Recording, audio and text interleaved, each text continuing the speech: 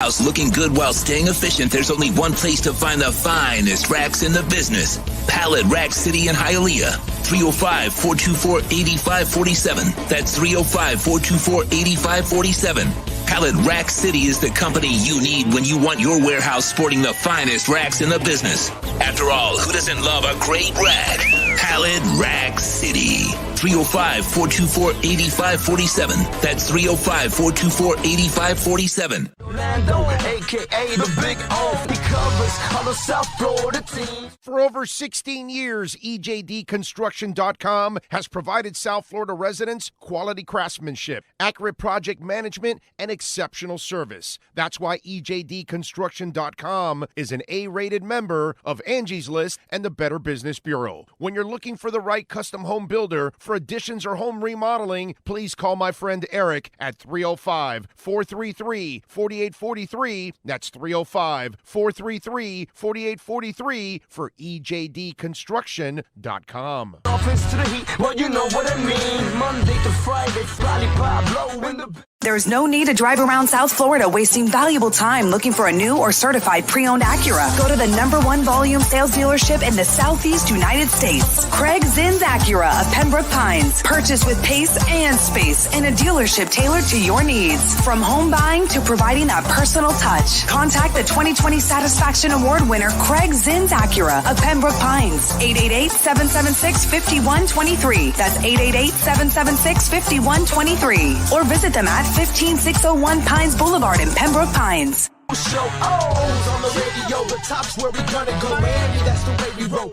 Folks, you can support the hardest working sports talk show in South Florida through Cash App or Venmo. Just search Cash Big O Show. Support us through Cash App or Venmo. Cash Big O Show. We thank you for your incredible support. On the morning show, Big O, no one has a similar show. Talk sports, talk plays, talk... If you're a Miami sports fan, then there's only one store to go to, and that's Caneswear at Miami Fanwear in Davie. They're your one-stop shop for all your inner Miami CF, Canes, Dolphins, Panthers, and Marlins merchandise. They have hats, t-shirts, game day jerseys, and so much more. Located at 2511 South University Drive in Davie, and open 24/7 online at caneswear.com or innermiamiwear.com. Call them at 954-835-5597. Caneswear, the spot where inner Miami and all Miami sports fans shop.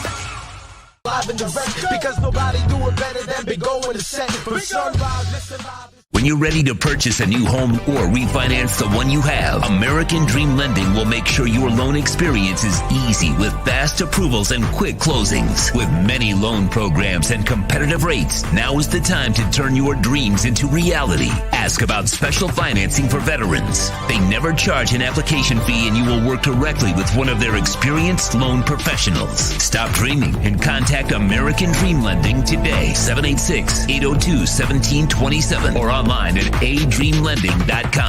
There's no need to drive around South Florida wasting valuable time looking for a new or certified pre-owned Acura. Go to the #1 volume sales dealership in the Southeast United States. Craig Zinn's Acura of Pembroke Pines. Purchase with pace and space in a dealership tailored to your needs. From home buying to providing that personal touch. Contact the 2020 Satisfaction Award winner Craig Zinn's Acura of Pembroke Pines. 888-776-5123. That's 888-776-5123. Or visit them at 15601 Pines Boulevard in Pembroke Pines. The viewpoint, statements, or beliefs expressed on the following program by the host, guests, or callers are not necessarily the opinions of FantasyXS.com, Media Group Inc. ownership, management, sponsors, or website.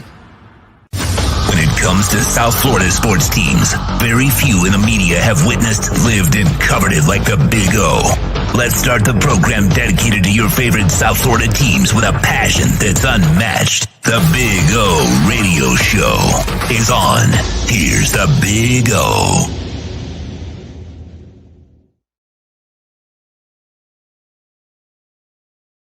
Sir, here we go. All right, welcome aboard. Time to rock and roll. Hope you all are doing well out there. Yes, good morning, good morning, good morning.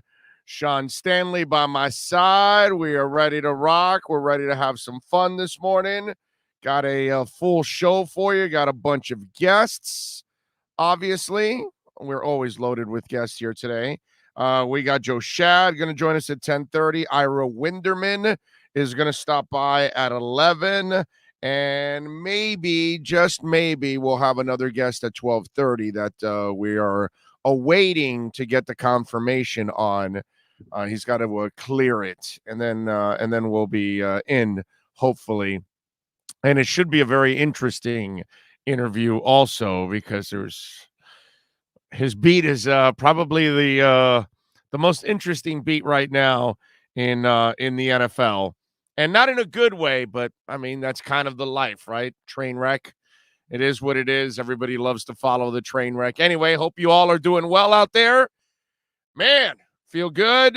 Just awaiting Sunday. Let's see if the boys can go out there and put together a nice performance. We got the Heat playing tonight. Houston at 10 o'clock. God bless. What's that, like 9 o'clock in Houston? Why the hell are they starting at 9 over there in Houston? Man. Oh, God. 10 o'clock game. They have to do that to me. I mean, we got Thursday night football tonight. We got the Panthers in action tonight taking on the Lightning.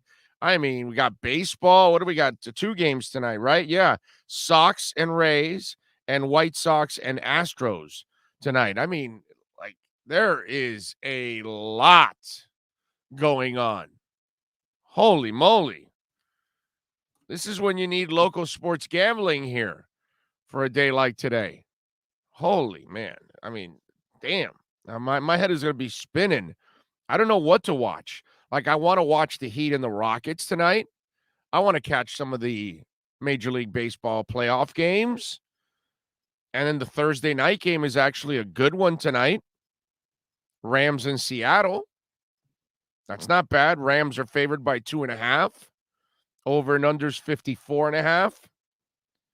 By the way, we're stinking out the place. We're 11-18 against the number. We need to storm back. Holy moly. Thank the Lord my crypto picks have been completely the opposite of that. Man. So then things would be really ugly. And by the way, the Shiba run continues, man. I mean, up until last night, because it's gone up again this morning, which if any of you invested in Shiba, you are right now it's up 49%. I mean, I checked my bag yesterday of Shiba, and I was up 337%. I was like, wow, all right. So I'm just hoping this thing continue. I wanted to move over a digit or two. If it does that, it's, the bag is going to grow quite a bit. So I am loving this Shiba run. I didn't think it would make this kind of a run now, to be honest with you. When I invested in Shiba, because of Shiba Swap, because I know they're building the blockchain and they're going to have a layer 2. And I know that they are starting with the NFTs. It has substance to it. And that's why I never viewed it like Doge. Doge is complete crap. Doge is a big, just hot air balloon that is just going to burst at one point or another. Shiba actually has, like, technology behind it. The Shiba swap alone is something that eventually, and wait till when Shiba gets put on Robinhood, that's when it's going to blow up. Remember, the biggest wallet that owns Dogecoin is Robinhood. And I always tell you guys and ladies out there, of course, I say guys because I mean it in general, okay? I always tell you that never buy your crypto at Robinhood or places like that because you don't own it. See, when you buy it on Coinbase and you buy it on crypto.com and you buy it on Binance, and you're going to get keys to your wallet. Only you can get to your wallet, not Coinbase and not crypto and not anybody else. Those 12 words are the only thing that gets into your wallet. Nobody else can. And the problem is in Robinhood, they don't give you any keys because you don't own the crypto. You have to buy it and sell it off of them. So if you buy Bitcoin off of them, you don't get to move it to a wallet. You don't get to move it to your crypto.com account. You don't get to move it to your Binance account. You don't get to move it to your Coinbase account. You don't get to move it to your smart wallet or anything else that you have. A cold storage. You don't get to move it there. It stays in Robinhood because they own it. So if you go to Doge and you see the beauty of the blockchain is everything's out in public. And you look at the biggest wallet that owns Doge, it's Robinhood. Why? Because of all the Generation Xers or Zs, right? Generation Zs is what it is. The Generation Zs and maybe the millennials who all bought Doge, besides some of the other people bought Doge through Robinhood, that's the biggest owners of it right there. So once Shiba gets on Robinhood, the same thing's going to happen. And they're going to get on Shiba. And eventually young people will figure it out that Doge has no substance to it, where Shiba, you can just go to the website and swap your Shiba for Bitcoin or for Ethereum or whatever you want to do on there on the Shiba swap. And people are going to know that. And then they're going to be able to, swap their Litecoin or whatever for Shiba. So watch when Robinhood adds it, it's already climbing now. When Robinhood adds it, it's going to soar, okay? And I'm not telling you to invest in Shiba at all. It's a complete gamble. I mean, I'll tell you, hey, man, I love Ethereum. I'm investing in Ethereum. I'm strong in it. VeChain, whatever, as I've told you in the past. Shiba, I told everybody it's a gamble. It's like playing a lottery ticket. So it's up to you if you want to invest in it. But right now, whoever has, you probably should have taken out some profits already, and you'll be all right. So anyway, so there you go. But I am enjoying this Shiba run, man. This is absolutely amazing. Let me see. John Rouse was in the house first off. Impressive. Steven Gonzalez was next, and NorCal says Rouse in the house, number one. What up, homie? Wake and bake with the cream cake, he says. Jamie Zorria says, good morning, Big O and Fins Nation. It's another beautiful Thursday. Steve Chapman is in. Chapman, what's up with you, dude? You were slacking today, man. You're like sixth in line. What is that? Steve. Chris Adams is in. Gus 1388. Big Bob. Thomas Jensen. Let's see. Carlos Segarro says, good morning. Become appointment listening, man. That's very nice of you. That's too kind. Thank you. Akaris is in. Giovanni is in to Extreme. He says, I'll be watching our Heat. I know it's kind of exciting, right? It's kind of fun to watch because you have veterans on this team now. Where I'm excited about this season is that there's balance. And where I know that, last year you just had a weakness on you've had a weakness for the last couple of years with these young guys that they're not very good defensively. And you didn't have enough people that can get down and dirty. And by the way, we're Heat fans. We're spoiled. And part of our DNA as fans is that we are used to watching a team that is responsible offensively, but always ultra responsible on defense. And that just hasn't been the case. And now adding PJ Tucker and Marquis Morris, along with Kyle Lowry, obviously you have now added some guys that are going to play defense. And to go along with Bam and to go along with Butler, now you've got like a group of stoppers and people that can actually play D. And that's why, I've talked and we'll have Ira on today instead of Friday because of some conflicts. So we pushed Ira up today and he'll be on with us. But that's one of the things that I've talked with Ira about is that when the balance is going to be very important this year. And it's so important to have the young guys become big factors on offense. And for me, one of the wild cards is Strus, because now that you lost a couple of guys like Goran and Nunn, and even though they weren't necessarily Goran a little more consistent, Nunn was never consistent, but now that you've added a couple of guys, Lowry will help you out, and PJ Tucker can shoot it up a little bit, but you really need a guy like Strus to step up and help out Duncan. So when Duncan's resting, there's another guy on the court that can really stretch the floor. And I think a guy like Strus is kind of like a sleeper key guy in all of this. But that's what I love about this team. It has the potential of having the balance you need. And if you get a couple of breaks, look, we know they're not the best team in the East. But, Brooklyn's got its issues. And even if the Flake wants to get the shot, the Flake never even lasts anyways. He's always a sack of injuries. And Durant, by the way, is injury prone too.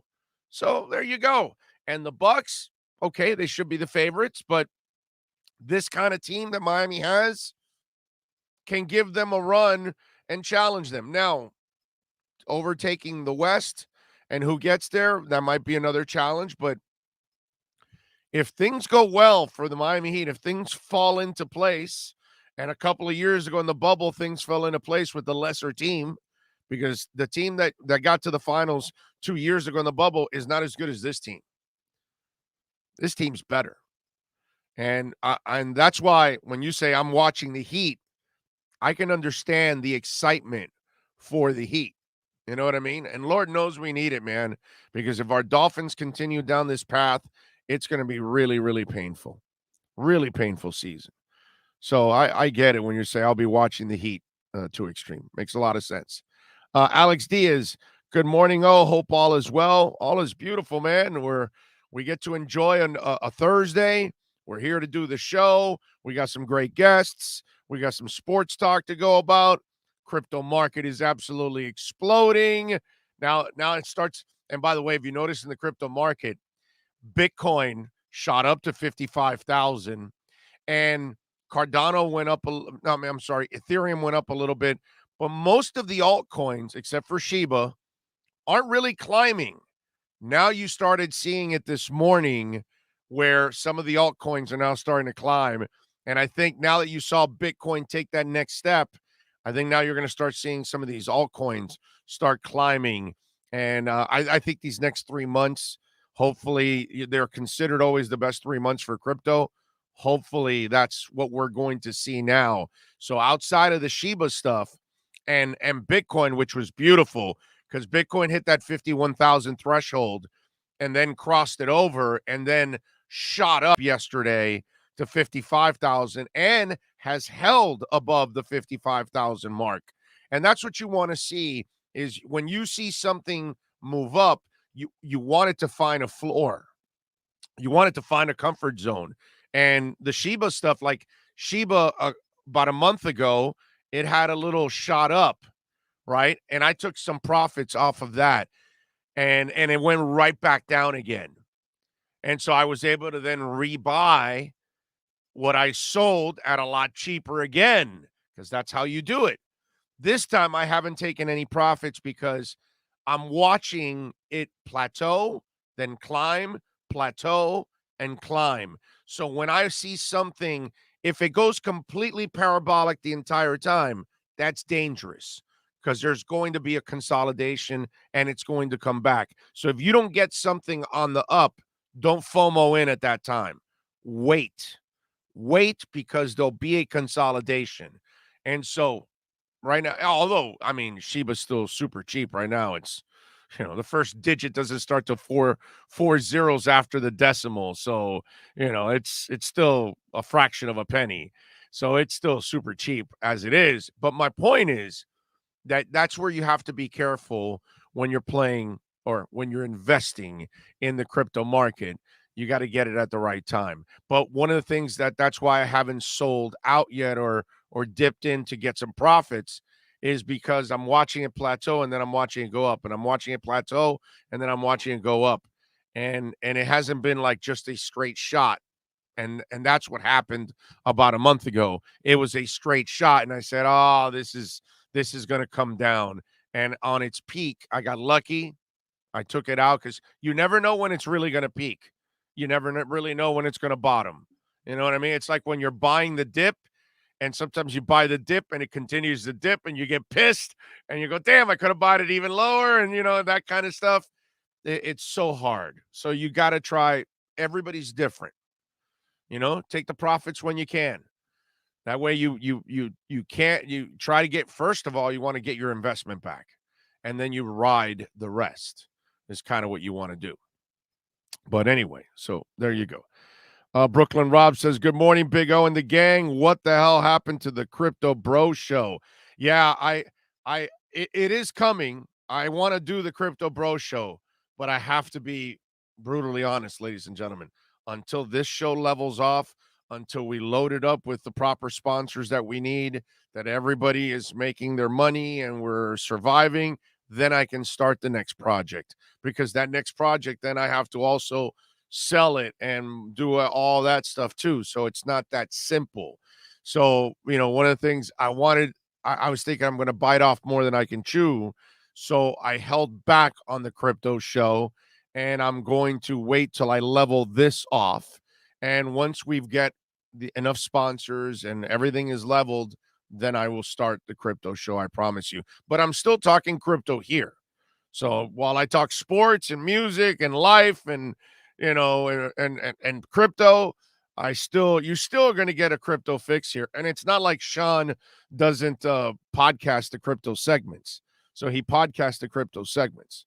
So they're there. So if I am talking any crypto and you're interested, you'll still get it. Big O, how about the crypto? I got some Shiba a little late, but still making some flow. Oh, yeah, definitely. I got a buddy of mine that got in on it.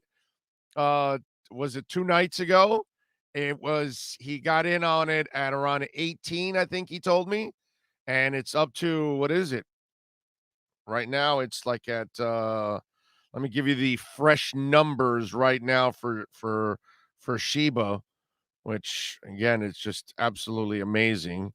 It is at 32.72. So if he got in on 18, he's close to doubling his investment already. Sorry, could you say that again? I'm not talking to you. She does this all the time. What a nosy ass woman, bro. Damn. Always getting in the damn way. Cardano's up 5%. So I like that. So good for you. Got in a little Shiba. Now you got to know when to get out. Big O, do you think Jakeem's lack of performance and outcome are symptomatic of a deeper issue plaguing the Finns? Well, I talked a little bit about this already the last couple of days, and this is why I'm putting it all on the coaches right now. Right now, it's all on flow. I have a problem when failure is happening all over the place. Look, I get it. Austin Jackson's bad, bro. I mean, there's no two ways about it. But if the whole line's bad, then who's the O-line coach?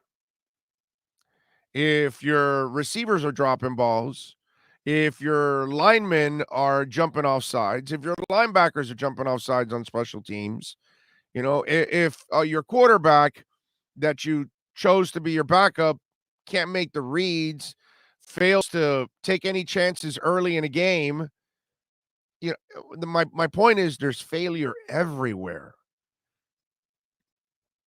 That's on Coach Flo about that. To me, the heat is on Coach Flo right now. I'm not going to say everybody failing and then so everybody's bad. No, man. No. Austin Jackson might be bad, but not everybody else. I'm sorry. I'm not believing that.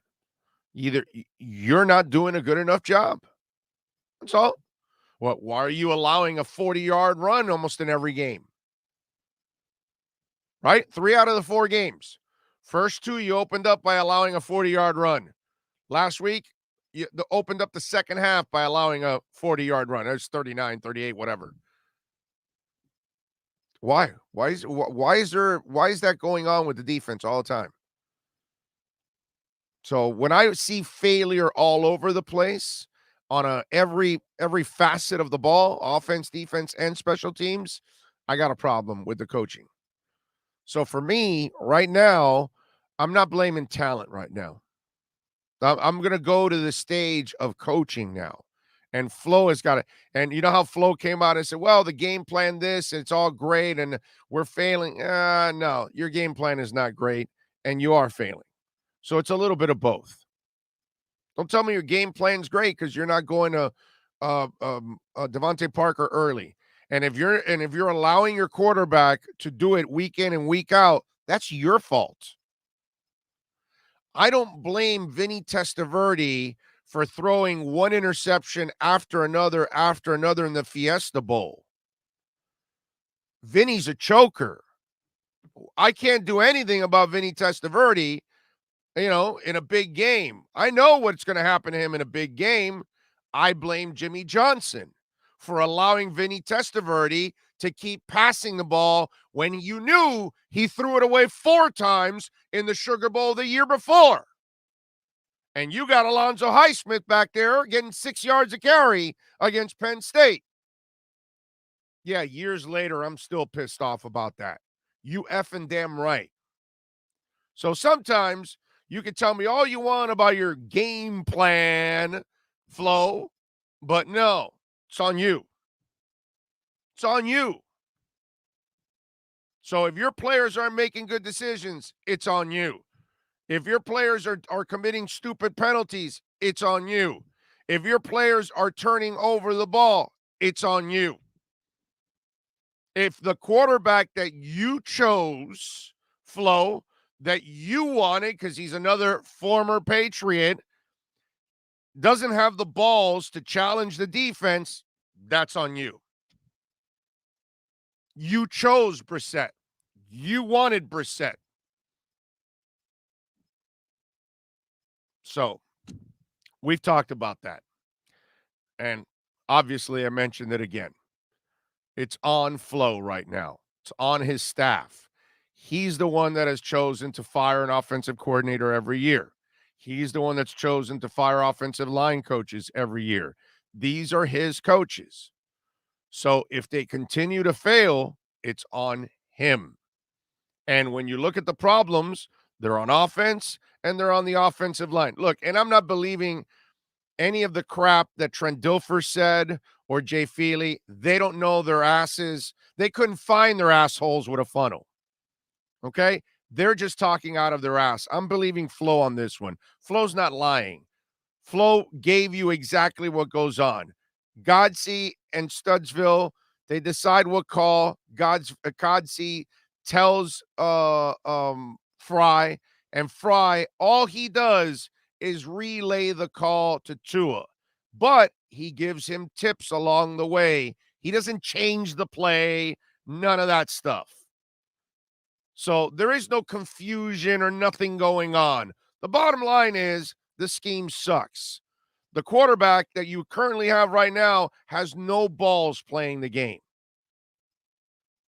And he sees everything late as hell. He is late to react to everything, too. That's your fault, Flo. You wanted him. Like you want all your expatriates on the team. That's you. Can't blame the personnel department. Can't blame Chris Greer. Can't blame the scouts. Can't blame anybody. You wanted him. So it's up to the coaches. Coaches have got to get it done. Alex Diaz is in the house. Let's see. Sagaro says, I heard it's going up because Musk posted a picture of his dog on Monday. How the hell can anyone predict that? Oh, yeah, because he has a Shiba dog. But he's been saying that he wanted a Shiba dog for a while. I don't think it's going up for that. I think it's gone up because it's now on all the exchanges, especially all the big exchanges. Binance, it's on KuCoin, it's on Crypto.com, it's on Coinbase. All of that. And I think it's one of those things where it's kind of been building. If you follow Shiba, which I do, You look at the holders, and it's been going up every day. So they're approaching 700,000. I know that the key is to get to 1 million holders by the end of the year is what they want to do. And Sheba's done a really good job on social media, which that's also another way that they've connected with people. Let's see. Big O, are you going to do a crypto info market type show? I'm still new and I'd love to learn the ins and outs to catch up. I'm using it for some savings. Loving the returns. Love the show, bro. Remember, Chris, we're gonna do a complete, it'll be me and Dono, and we're going to do a complete type of crypto show. Whether it's coins that Dono and I like, talk about the coins and why certain companies are advancing, why some are failing. We're going to talk about the crypto market itself. We're going to talk about I got to get better with NFTs. I don't know enough about NFTs. That's why I haven't invested in NFTs. I don't study enough about NFTs. But when we do the show, I'm going to have to learn more about NFTs. We'll bring on guests also that are part of, the crypto sphere and all that. So yeah, it'll be a complete show that we'll talk about the finances, we'll talk about the businesses involved, we'll tell you why we like the coins, we'll tell you why we don't like this company and why you shouldn't invest, whatever. It'll be top to bottom. We will cover the entire market and as much as we can about everything going on. So yes.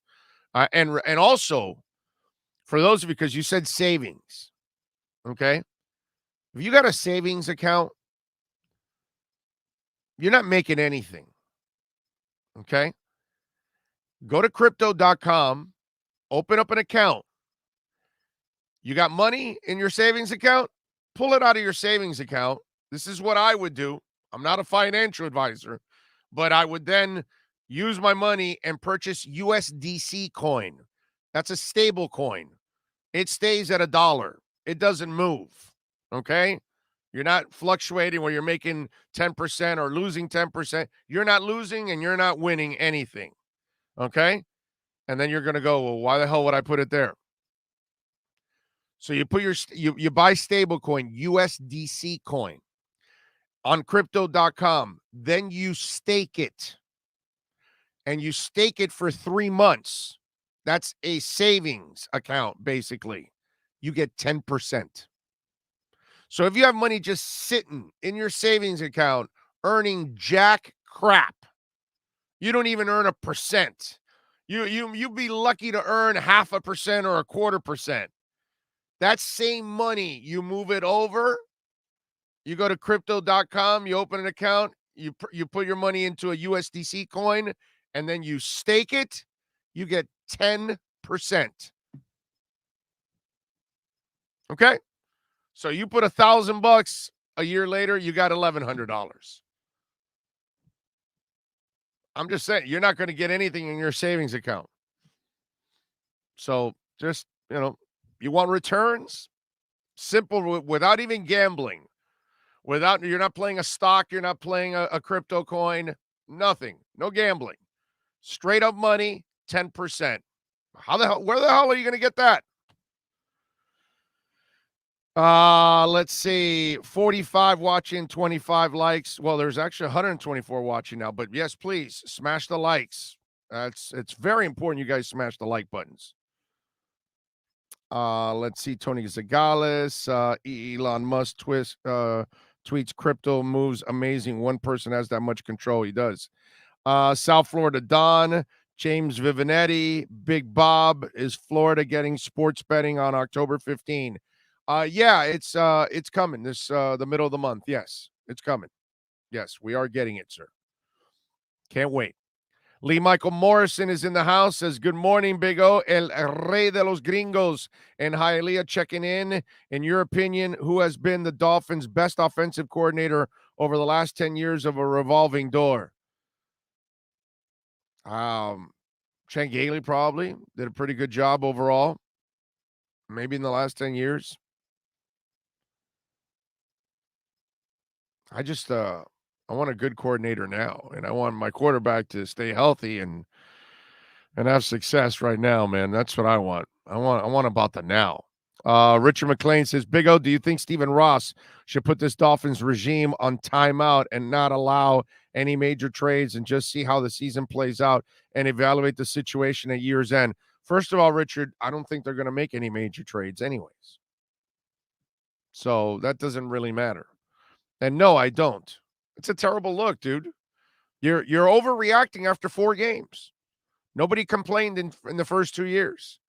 So all of a sudden, 4 bad weeks or 3 bad weeks because you lost 3 out of the 4. And now we want to fire everybody, put them on double secret probation, all that stuff. No, man. No. I told you guys already, even if they don't play, if they don't even have a good year this year, they're not going to fire them. They're going to give them a chance to come back and redeem themselves. That's what you should do. No matter what you guys think, and some of you have already quit on them. I get it.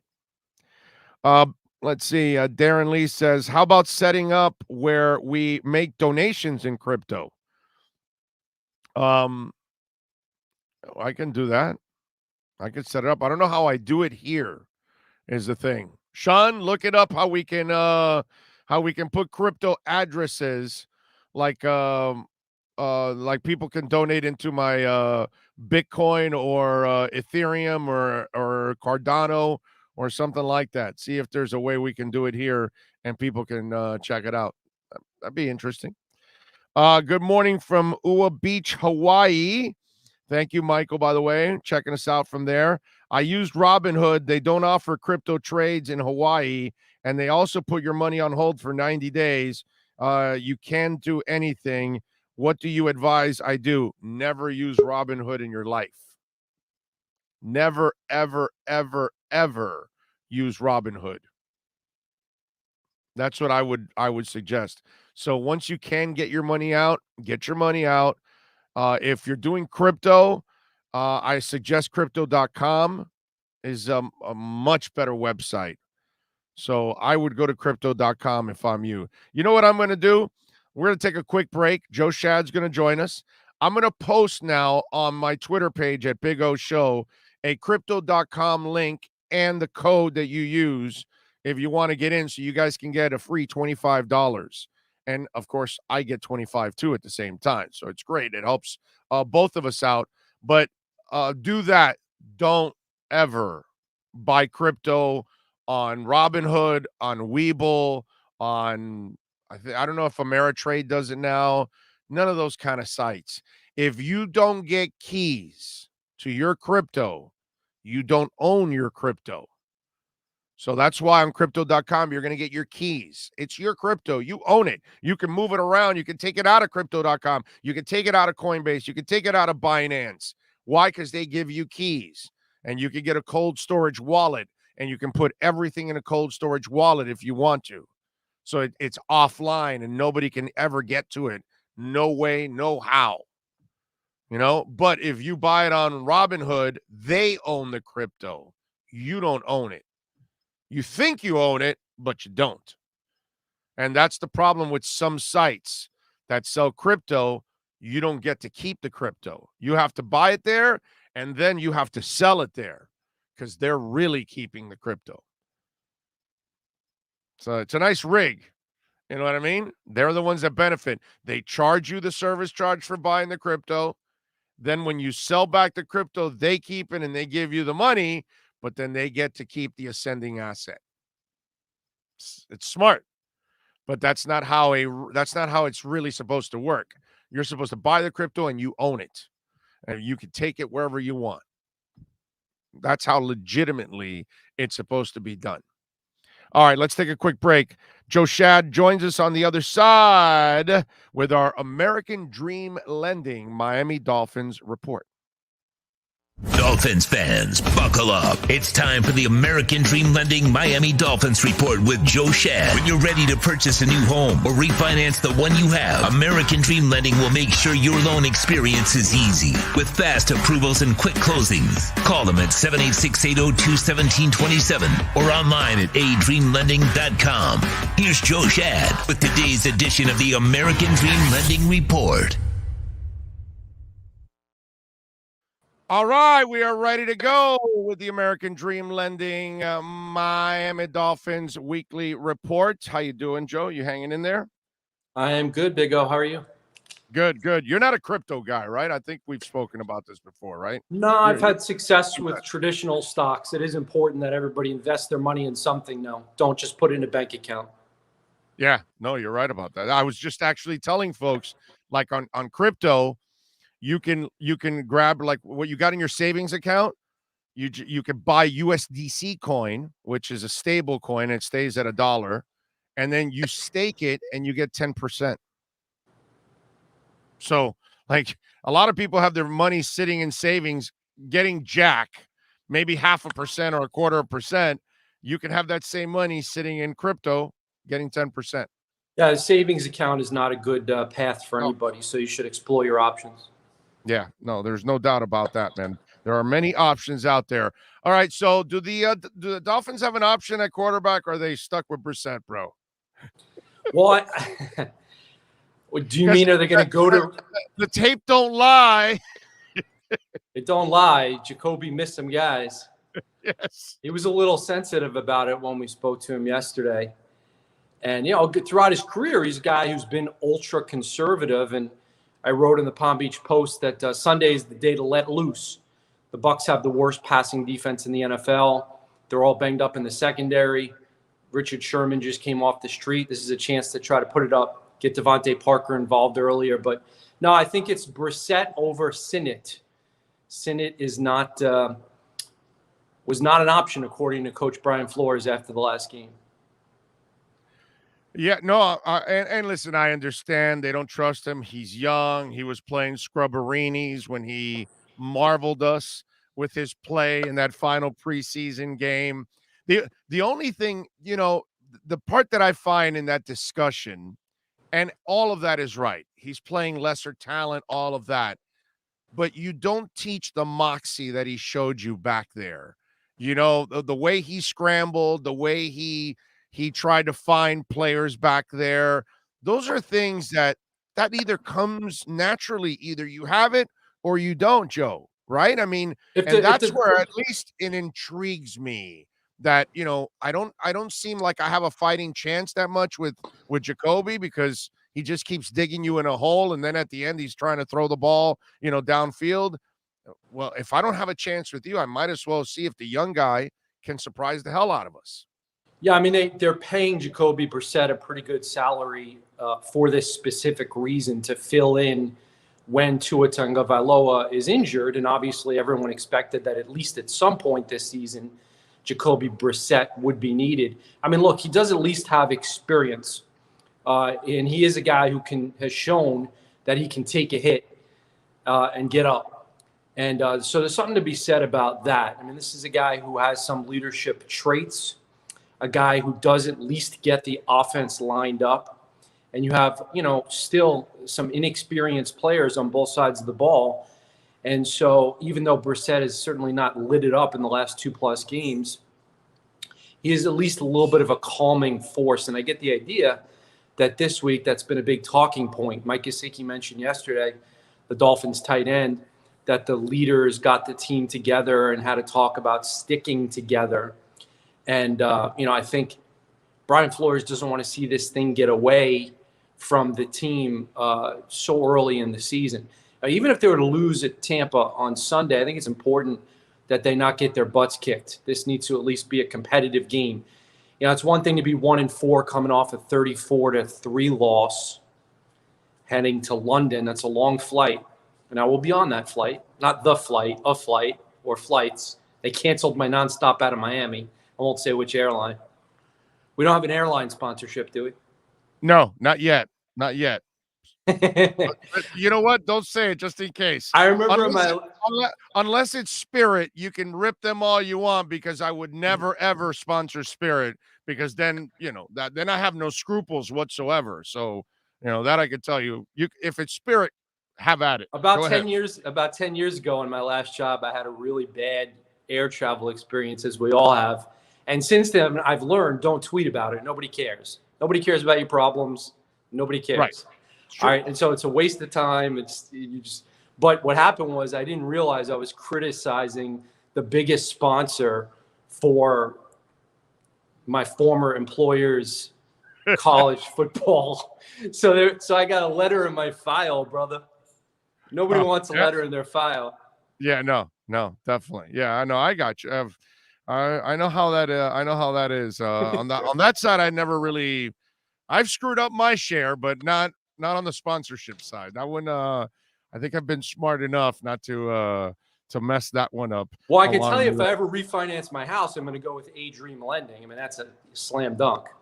Yeah, no, I mean, Eves is he's just money, dude. He's just good people, and that whole staff is just they're really good human beings, and they care. Actually, it's not just about the commission or anything like that. They actually care. They want to see you happy, because that's kind of been their business for years. It's one person tells another about their experience, and that's kind of what they've lived off of, a great reputation. So yeah, they're good people, man. No doubt about that. All right, so I'm with you, by the way. I talked about that this week on the show, that I want to see a respectable effort this week. I don't want to see a 56-3 loss where, again, kind of like what we saw the past week, where it's just a disaster of a performance. And to me, Joe, this is where I'm actually putting more of the heat on Flo and the coaches. He might, the other day he was talking about how his, their game plan is fine, and in practice they're not holding and they're not committing errors and all that. But the fact is, they're doing it during a game. And where I lay it on the coaches is, if it's only one side of the football that's screwing up, then okay, maybe it's just some lapse of concentration. But you're screwing up on defense, you're screwing up on offense, you're screwing up on special teams. And that's my problem, that I'm watching mistakes all the way around. And this is where I have to now lay it on the coaches, because something's going on why they're having that lapse of concentration. Special teams is kind of flown under the radar. The Jakeem Grant trade was broken by NFL Network on Twitter seconds after Danny Crossman left the all coaches media availability. So we didn't have a chance to ask Danny Crossman about the trade.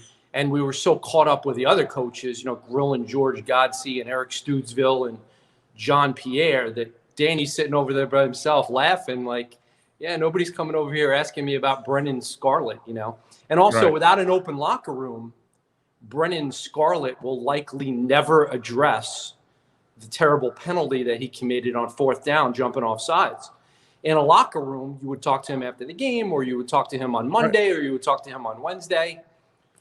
We're probably not going to hear from Brennan Scarlett this week, because the Dolphins probably aren't going to bring him in there into the media workroom. So I'm hoping one day we get that locker room back open. But yeah, I mean, look, Danny Crossman got off to a good start. They had some trick plays. Everybody was excited. It has not been always great since that start. And certainly the first-year offensive line coach, John Pierre, he's going to be, scrutinized and watched closely, because the development has just not been there. I mean, you could say, well, maybe these offensive linemen aren't quite as good as Chris Greer and Brian Flores had hoped. But in my opinion, it's unlikely that they should be performing as poorly as they are as a group, because it's not just one guy. It's like all of them. Yeah. Right. Yeah. And see, I was talking about this throughout the show, and I've posted on social media. So the coach decided that, let's see, I'm going to have a injury-prone quarterback be protected by an incredibly young line with 3 second-year players, 1 rookie, and a journeyman guy, coached by a line coach that has never produced a good line, led by an offensive coordinators that have never led an offense in the NFL. Yeah, I don't know where that seems like that's a recipe for success. Well, I mean, I guess if you're the lack of experience everywhere on offense, they can't lean on anybody for experience, for leadership, there's nothing proven there. And that's why Mike Gesicki and Jesse Davis are trying so hard to be leaders, because Jalen Waddle is a rookie, and Devontae Parker, who's an excellent player who should be getting the ball more, is not a vocal guy. And, Austin Jackson is struggling terribly, and Liam Eichenberg is a rookie, and Myles Gaskin isn't getting snaps. And as far as like the Flores thing, he's been searching for what he wants his offense to be since he became a head coach. Is it supposed to be the Patriots offense with Chad O'Shea? Is it supposed to be the Bills Jets offense with Chan Gailey? Everyone thought that, Chan Gailey was in over his head. And, maybe he wasn't as much in over his head as some folks thought. Yeah, no, of course not. I wasn't one of the guys picking on Chan. I'm a Chan fan. I was a Chan fan from the first go round, that I thought he did a marvelous job with what he was actually handed, the first go around, which, that was actually some really good work. If Chan came back, maybe it would have been, less boring. It was kind of boring by design last year when Tua was in there. It was completely designed around limiting the chance for injury. Yeah, and his lack of knowledge. Yeah, also, and the simplified playbook, absolutely. Yeah. So maybe it would have been better this year. Maybe the second time you have the same offensive coordinator for 2 years in a row, maybe that would actually be helpful. But here we are in Brian Flores' third year, and it'd be hard to suggest, oh yeah, stud God is going to be the offensive coordinator combination in next year. Who ends up playing for Byron Jones? Because it looks like he's going to miss this week. Last week the Dolphins went with Justin Coleman, who has really struggled as a free agent signing in the slot. It's clear that Nick Needham is a better player than him in the slot at this point. I thought the Dolphins might slide Needham outside and put Coleman in the slot, but they liked the way Needham was playing in the slot, and they liked the matchup that they had with Needham inside. I don't think they're going to move Jason McCourty to corner. He wouldn't tell us yesterday. It's the whole secretive Patriot way. All the former Patriots, very secretive. They've been drilled and beaten down about not sharing anything and not saying anything interesting. So I would think that, Tom Brady is going to have a good opportunity to avoid X and throw at Coleman and Needham, regardless of how they line up. I don't see any way that Noah Igbenogany is going to come off the shelf with all that dust on him and get thrust into the starting lineup. At 1-3, I just don't see the Dolphins doing that. Do you expect the Dolphins to kind of be in this game? Patricia beat them last year, right? It seems like the expatriate coaches have some success in slowing him down. Flo beat him 2 years ago in 2019 to close out his first season and knock them out of the bye week. So we are talking about a scheme, and it seems like, Belichick the other day limited, that Tampa offense, and and Flo had very little talent, no X on the field in 2019 against Brady. So are you expecting that there's something about these Patriot coaches that they know how to slow down Brady? I think I picked 34-20 Bucks. I think the Bucks are going to be able to move the ball through the air, and I think the Dolphins are going to have a really impossible time running. And I think that I don't like this matchup. I think the Bucks are better than the Patriots. And even though Raekwon Davis maybe comes back, that could help a little bit in the interior. Even though maybe Brissett gets a little more aggressive early on, maybe the Dolphins move the ball better. I think they will move the ball a little better. I just don't know that they're going to be able to stop Brady offensively. But you're right. I think that Brady is 3-3 in his last 6 against the Dolphins. Xavier Howard intercepted him twice in a recent game. Nobody has intercepted Brady more than the Dolphins. I'm sure he's played the Dolphins more than anybody. Right. But the Dolphins are a very young team overall. And guys like Jalen Phillips and Javon Holland, if he gets more than a few reps this week, which he should, all right, Javon Holland should get more than a few reps based on his talent and skill and upside. I didn't like how few reps he played last week. That bothered me. Those guys, they might be, a little wide-eyed at the beginning. Oh, it's Tom Brady. Yeah. You know what I'm saying? Yeah. Right. You got to get past that. Right. Yeah, you're Not right. always so easy. Two things before I let you go. When you talk to Godsey and the offensive coordinators, did you feel their frustrations with Brissett being so conservative early in games? Because I know he addressed that, yeah, we got to get Parker the ball early, but, talk is cheap. It's how do you get your own quarterback to be motivated to be aggressive early? Yeah, I think Brian Flores, George Gotze, Eric Stoodsville would all like to see, in my opinion, Jacoby Brissett be more aggressive. I said to Gotze, are the receivers getting enough space? And they are. I see it on the tape. They're getting enough separation. And he said, in the NFL, what you might think is not separation sometimes is. I think that's his way of saying, yeah, there were opportunities there to throw the ball to the guy, and Jacoby didn't. So, again, Jacoby very sensitive to this. Jacoby's been criticized throughout his career, and in particular been criticized for being too conservative, just worried about the passer rating and the not turning the ball over. And there's something to be said for that. But for them to have a chance against Tampa, they're going to have to get more chunk plays. Yeah, no, I mean, you got to take some chances. All right, one more thing. Jalen Phillips, does it look to you like he's turning the corner now?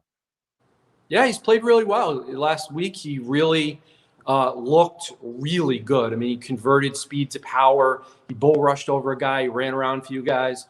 I like the combination of Jalen Phillips and Christian Wilkins. Wilkins has really stepped up his game with Raekwon Davis out the last 3 weeks.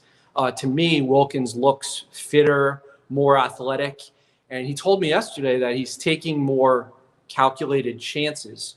I think he was so caught up in the first couple of years of his career at staying within himself and staying within the scheme and not getting criticized for vacating his gap. Every now and then, as an interior defensive lineman, asking Ndamukong Suh, who we'll see on Sunday, or an Aaron Donald, you need to kind of use your feel for what's happening to manipulate your way past the guy and get in the backfield and create more tackles for loss and more pressure. That's something you're seeing from Wilkins. So I do not blame the Dolphins' defensive front for the Dolphins' 1-3 start. Plenty of blame to go around, but I'm not going to blame the defensive line. I think they still have a very good defensive line. Yeah, no, there's no doubt. And if Phillips starts turning the corner, that starts to open it up for Agba, who's played well, but he's going to end up with more sacks this way. And Phillips' sacks will now start coming too, because you just don't have enough people to block if you have these kind of guys that can start breaking free and getting after the quarterback. So, and then if you have Wilkins, doing a little penetration, all of a sudden now, and maybe now we'll start to see more of Van Ginkel, because as guys now start, as guys start freeing themselves up, that starts to create plays for each other.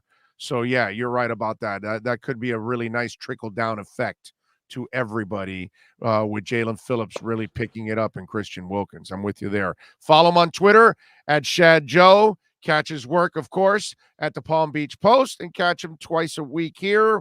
You'll catch him again on Sunday morning at 11:15 as we preview the Bucs and the Dolphins while we're at Sports Grill in Miami Lakes. Joe, as always, thank you, my brother. You're going to Burns Steakhouse, by the way, when you go up there?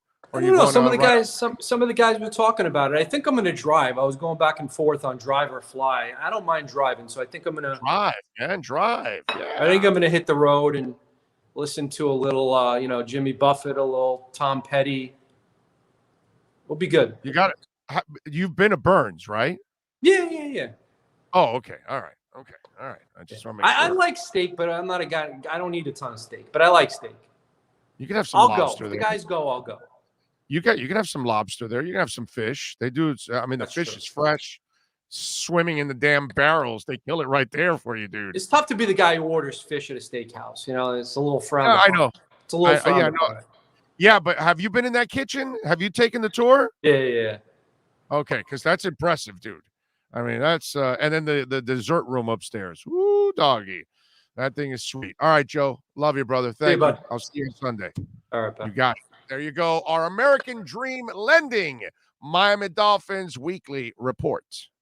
When you're ready to purchase a new home or refinance the one you have, American Dream Lending will make sure your loan experience is easy with fast approvals and quick closings. With many loan programs and competitive rates, now is the time to turn your dreams into reality. Ask about special financing for veterans. They never charge an application fee and you will work directly with one of their experienced loan professionals. Stop dreaming and contact American Dream Lending today. 786-802-1727 or online at adreamlending.com.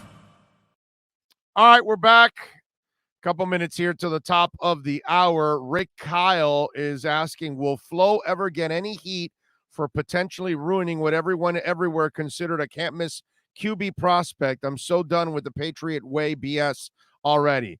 See, here's the problem with this entire situation, Rick Kyle, and a lot of you other fans out there. What is ruined? I must have missed this. Are there not 13 games left? So you're all assuming that the season's done, that you can improve. That doesn't make any sense. So why don't we wait till like all the evidence is in? Because you are talking about a coach that started 0-7 his first year with no talent and then went 5-4 with no talent and beat the Patriots at the end of the year in New England. You are talking about the coach that last year started 0-2 and then went 10-4 after that. So I get it, Rick and other fans out there. You're pissed off at Flo right now. You're pissed off at Chris Greer. Some of you are pissed off that Tua is injured. Some of you are pissed off overall at everything. But none of it is over. The season's not over. They're not out of the playoffs. Tua's season's not over. His career is not over. There is an opportunity to fix some of this. There is an opportunity to play better. There is an opportunity to win enough games that you could turn it around, have a winning season, and possibly get in the playoffs. Why are so many of you jumping to the conclusion that everything is done? Can we wait at least till December so we can find out where the Miami Dolphins truly stand? Maybe this is just a shitty month, and maybe the next 13 games are a hell of a lot better. And maybe Tua comes back and plays a lot better. Can we just give it a little bit more time?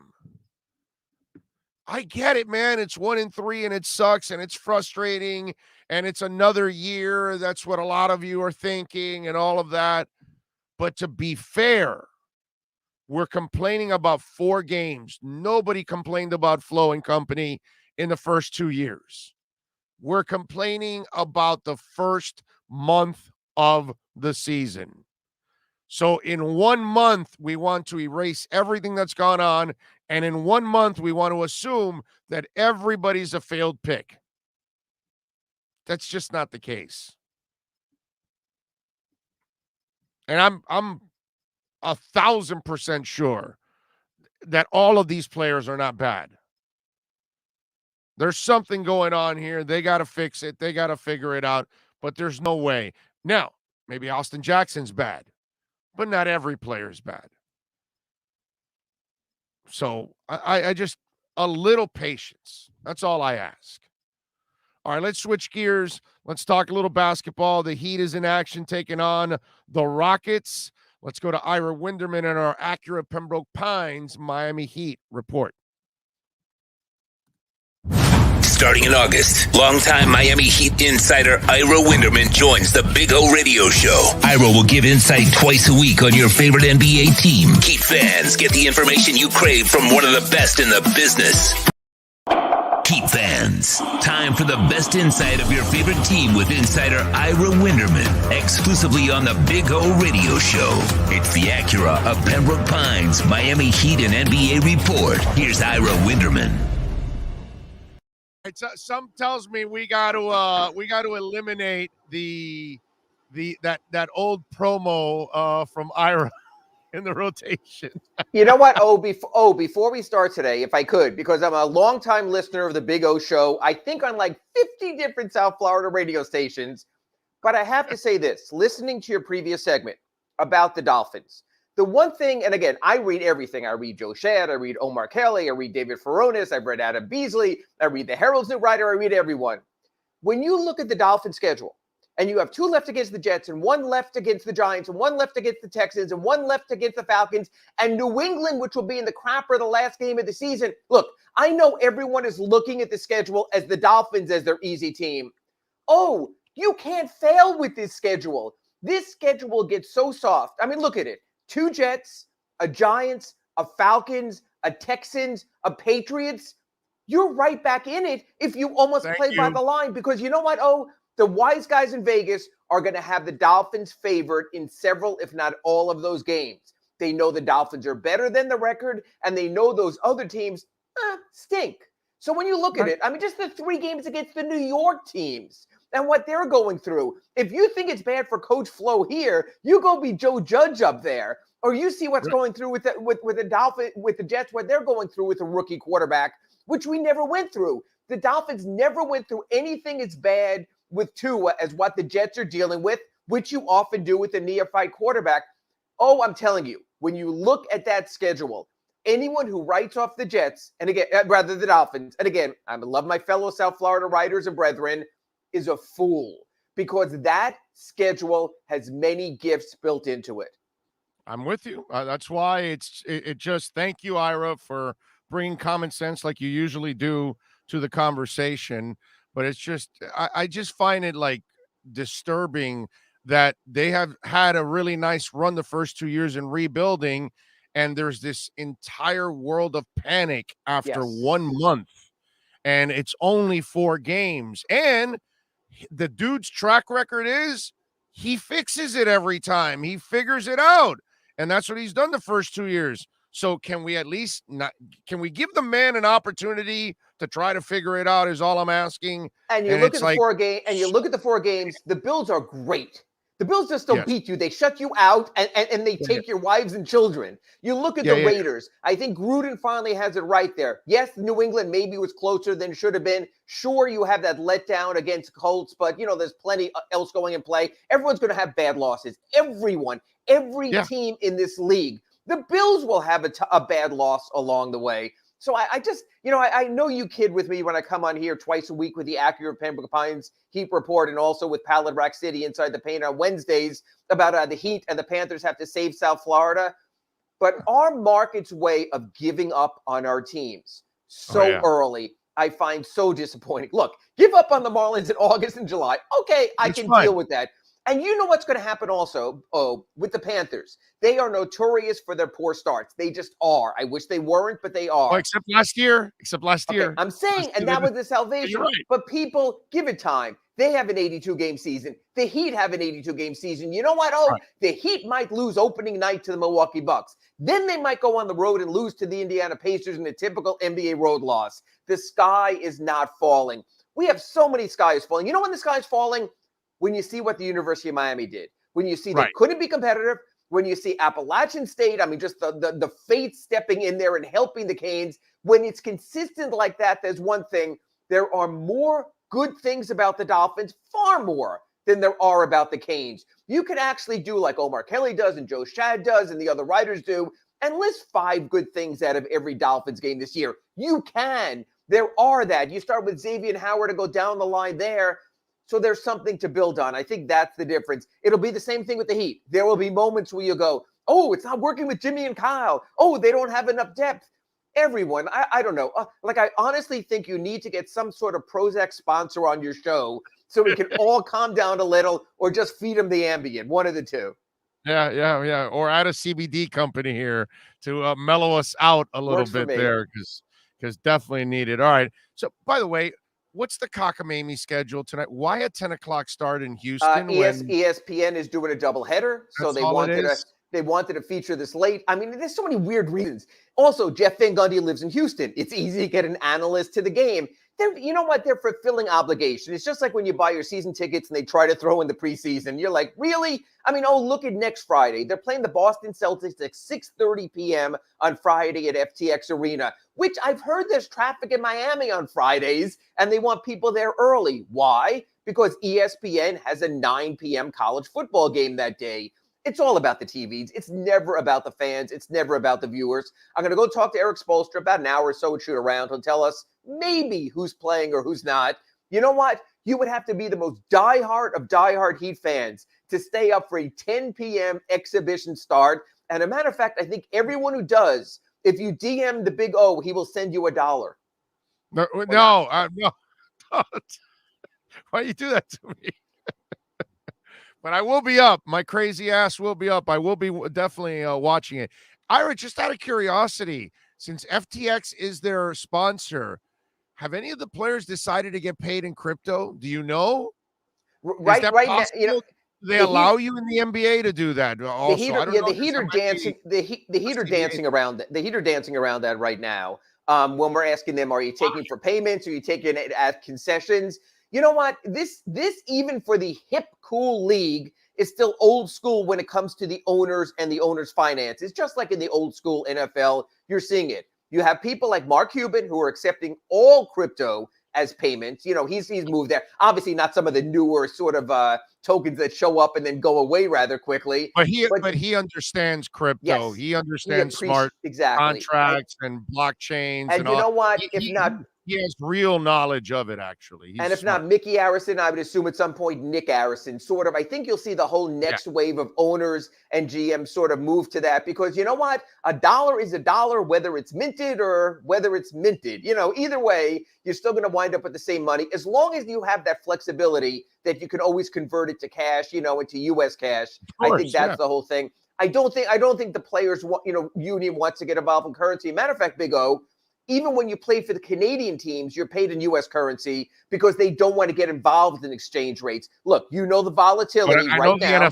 I know the NFL does it. That's why I was asking. Yeah, but the volatility in the crypto market, you know, what one Bitcoin is worth today, which is still plenty, versus what it will be a month, a week, a year from now. It's sort of that volatility. I think they want to keep everything in the same, especially Big O in a salary cap league, where if you have fluctuations on one end, whether it's revenue or the payout, it sort of makes everything complex. Look, it's all heading that way. This league has been very forward-thinking, socially, economically, the way the games are. So, yeah, I think it would just be a matter of time. I saw in your Ask Ira that they were asking, about whether Caleb Martin up against Okpala. And I'm almost like, wow, is that even a question? Is that even a debate now? Because I almost feel like Okpala is yesterday's news. Mm-hmm. And I don't know if that's the case. You tell me, you're closer to the situation. But I almost, just from the other night, watching Caleb Martin come off the bench when Jimmy didn't play and play well. And hell, after I had you on the next day, you even think Caleb Martin will have some kind of an impact throughout the year. So that conversation, has Okpala become the forgotten man? Well, it's interesting because since I spoke to you about KZ the first time, there were a couple of trades here in the NBA where teams offloaded salary and each time had to throw in a future second-round pick. We saw that with the Nets, with Sekou Doumbouya. They got rid of his contract to the Rockets, threw in a second-round pick. We saw it with the Pacers, who wanted more room under the tax. They traded Edmund Sumner, who's out for the season, and a second-round pick to the Nets, which happens to be the Heat's 2025 second-round pick. So, here's sort of the irony. The Heat spent 3 second-round picks in order to draft KZ Okpala in the 2019 NBA second round. They were caught by his play out of Stanford. They thought it was something special. That's a lot. That's not the typical move the Heat makes in the second round. They usually wait till the second round's over. They get their Duncan Robinson. They get their Gabe Vincent. They get their Max Strus. They're patient on that. So they made that deal. So now if you want to get rid of KZ Okpala's salary to add another player under the luxury tax, apparently, based on the moves by the Rockets and by the Nets, you have to throw in another second rounder.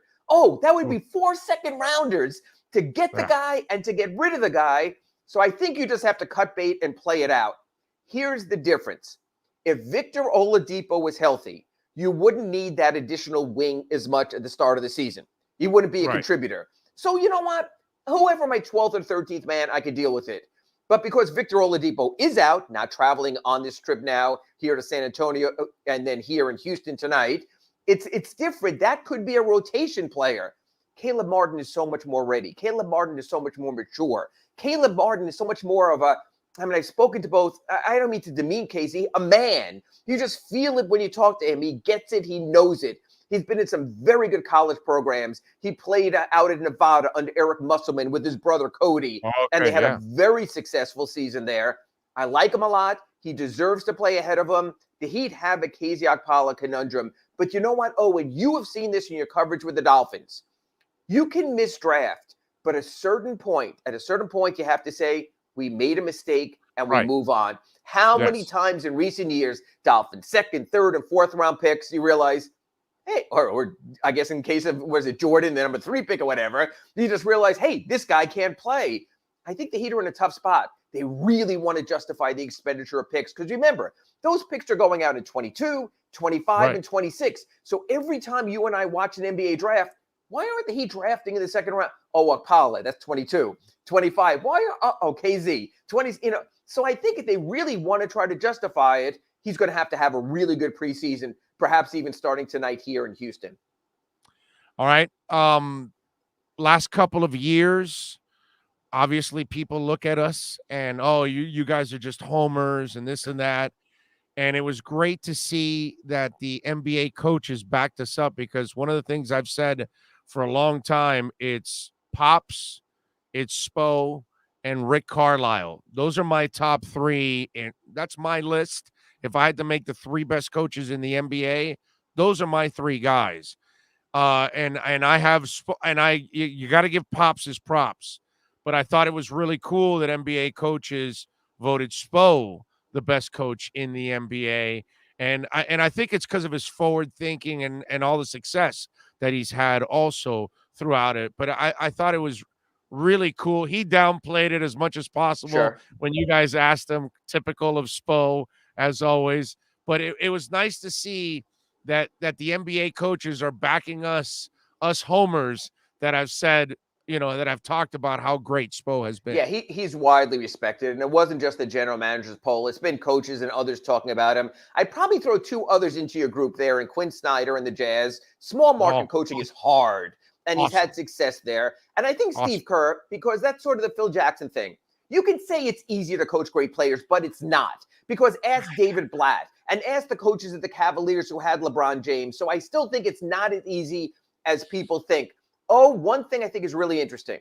Wait, hold on. Let me interrupt you there just 1 second. My problem with Steve Kerr is I haven't seen him have success with less. And that's where Spo kicks his ass. When I see Spo go 31-10 with a bunch of journeymen, that's just ass-kicking coaching right there. That kind of stuff. Well, it was also 11-30 to start that season, so it goes. It goes both ways. And you know what? I went 500 with that team. It's impressive. To a degree, the difference is Steve Kerr never had a coach bad, and then all of a sudden he had to. Eric Spoelstra inherited the 2008 Miami Heat. I mean, he had Michael Beasley at the start. He had a team coming up, so he's learned how to do both. What I really find interesting is this. In recent years, and I think this bothered some coaches, everyone was piling on the Brad Stevens train.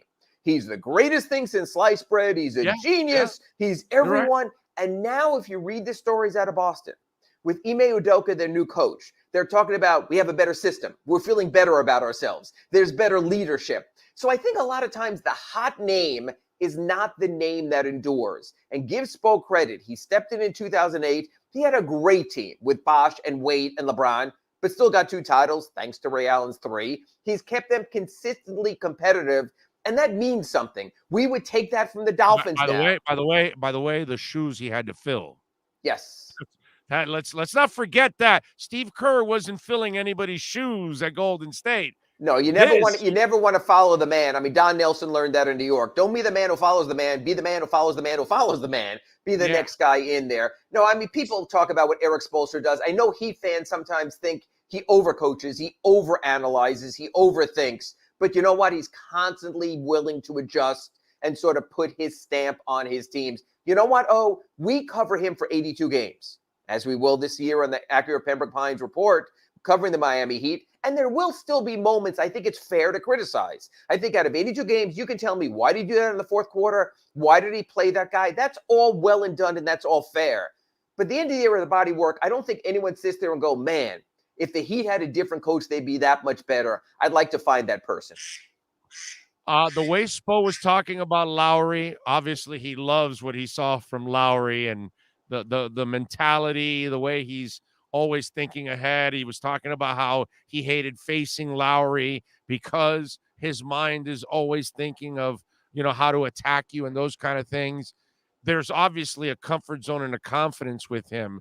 Tonight against Houston, can you see a Lowry taking a rest and him trying to experiment?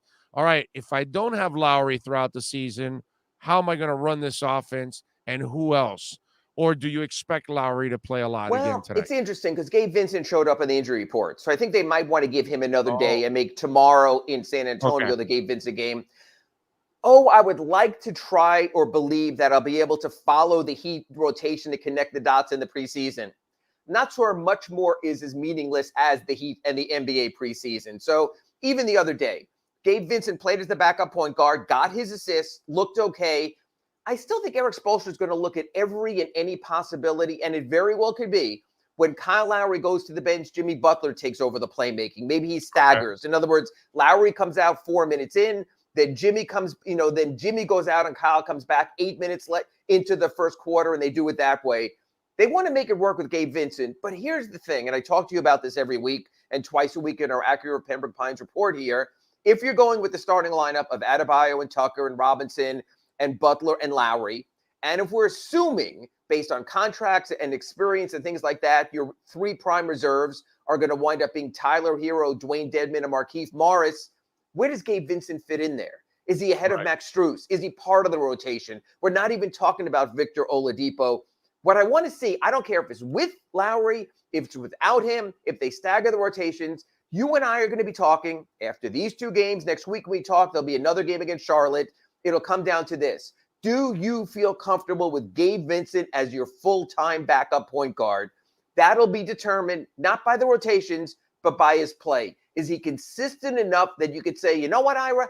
Give me 18 minutes a game of that guy. That'll work. Because there is no one else.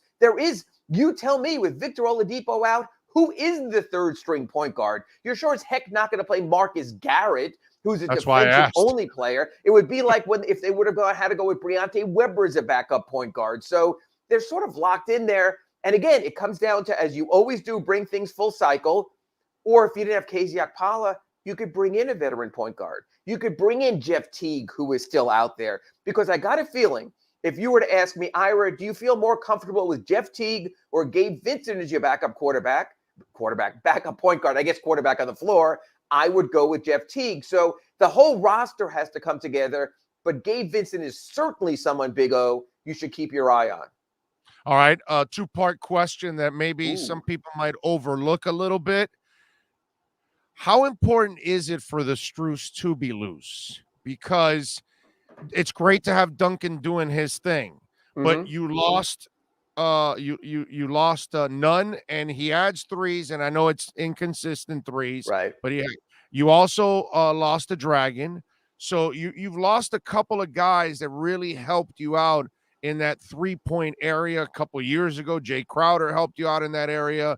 So how important is it for Strus to be loose, to be consistent, to be the guy that when Duncan's not on the floor, they have that guy to stretch? And we've watched him develop the last couple of years here, but it looks like his role will be elevated if he's able to meet the demands that they need. But how dependent is it?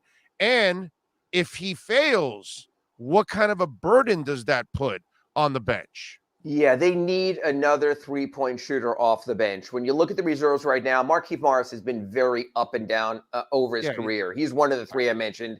I don't think I ever want to count on Tyler Hero as a three-point shooter because I don't want to lock him in a box of having him stand in a corner. He's too versatile as a three-level scorer to do that. I don't count him.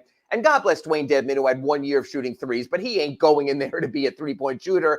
So I totally agree, Big O. I think Max Strus right now is a rotation player. Again, we keep coming back to this until Victor Oladipo comes back because then you're adding different offense in there. I think Max Strus is very important to this team. I don't watch him offensively. You can watch him shoot his threes. I know we can do that. I'm going to be concentrating on Max Strus and see if he's a plus player when you factor in his defense. Because I've seen, you know this, you've gone back too many Jason Caponos over the years. A guy who can hit a three, but I go back to the old, I know this might be too old school, the old Bugs Bunny cartoons, when there's sort of, you see someone as a piece of meat. You know, when Elmer Fudd is hunting you and he sees the big steak. When Jason Capono was on the floor, the four other players on offense will go to the other side and they basically say, sick him to whoever Jason Capono was guarding. And no matter what Jason did on offense, they would get more back on defense. I don't think Max Strus is in that class, but you know what? We almost have to sit here weekly, and you'll tell me Ira Max Strus hit threes, and I'll say to you, but what do you think about his defense? If he can defend, that is game-changing. Duncan Robinson came into the NBA as an awful defender. Right now, he's a passable defender. He's getting better in the team concepts. That's all I need to see from Max Strus. Then I would have 1 in Duncan Robinson and 1A in Max Strus. Now, and just to play off of that, even with Depot coming back, which we all hope he does, and if he's healthy at the back end of the season, it's still important to have Strus on the floor because Depot's ability to attack the rim and facilitate, right, to have that flexibility of him either attacking you or throwing it back to Strus out in the perimeter is a really nice 1-2 combination to attack people with. So when you do get Depot back, if you've got Duncan and Strus on the court at the same time, man, that really opens it up for their offense. Yeah, and Victor Oladipo's not a great three-point shooter either. So you know what? The first preseason game, everyone was hitting threes. The Heat are very good at home at shooting threes. You've seen that over the years. You can't have a season where you win the games, you make a lot of threes, you get killed in the games, and you don't make a lot of threes. There has to be a consistency in your threes. There has to be a floor spacing threat. Again, Jimmy Butler didn't play in the first preseason game. He's a bad three-point shooter. That hurts the spacing. You could have a non-spacer. Tyler Hero is more of a spacer, even at this point of his career, than Jimmy Butler is. So do you get too bogged down all of a sudden when you have Bam and Jimmy on the floor and not enough three-point shooting if Duncan's not available? Yes. So I agree. Yes. And you know what? It's like the cycle show today. So we go back again to KZ Okpala. Maybe he hits the threes. If he doesn't, you could get rid of him or move him to open the tax space and bring in a Wesley Matthews. So again, everyone is talking about the Heat rosters being set under the tax. I can keep giving you one more player, and at each turn, we know they can't because of the luxury tax. Now, there's 2 factors there. There's the Udonis Haslem thing I will not go into. It is the Heat. They are set in stone. Udonis will be here as long as he wants, so, I don't even debate that with you anymore. There's no reason to. There's no changing that. So it comes down to the KZ Okpala roster spot and how they handle that. So we wait and we see. But I'll tell you, I can give you so many names where I would feel more comfortable, whether it was a Jeff Teague or a Wesley Matthews or a James Ennis, who's still out there also right now. There are names for the minimum, but the Heat's up against the tax, and so we wait. All right, there you go. All right, the Young Rockets tonight against the Heat. Should be a lot of fun.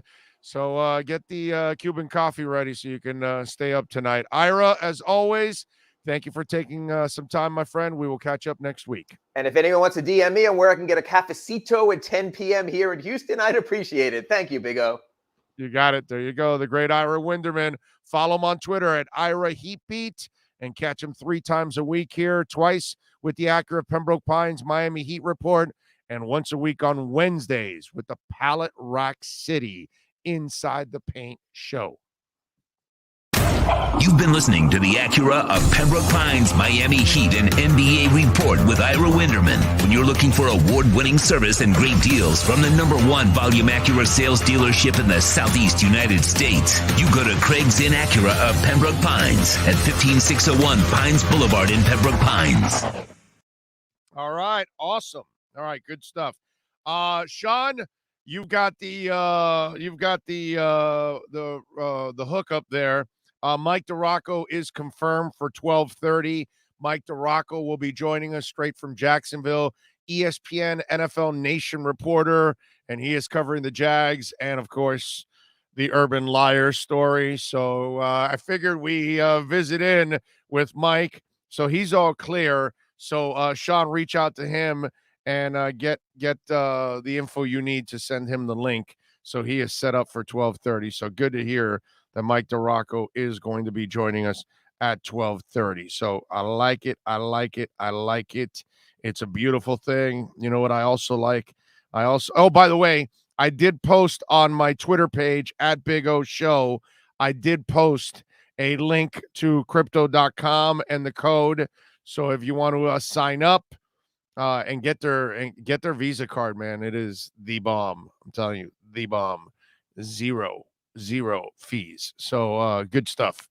Actually, the Visa. I got the red one. I got the ruby one. It is the coolest credit card on the planet. Also, there is not a cooler. That's the kind of credit card that your friends are going to want to look at and talk about and all that. And it's the same as any other credit card, but it's through your crypto account. So you can kind of fund it through there if you need it. And that way you can charge whatever you want, whenever you want to go to a theater or whatever. There's a lot of misconception. Some people think like you can't turn crypto into money right away, which you convert it to money right away all the time, but it is what it is. That's just kind of the way life goes. All right. So Shiba is up 32% right now. Not bad. Not bad. Not bad. All right. What else do we have here?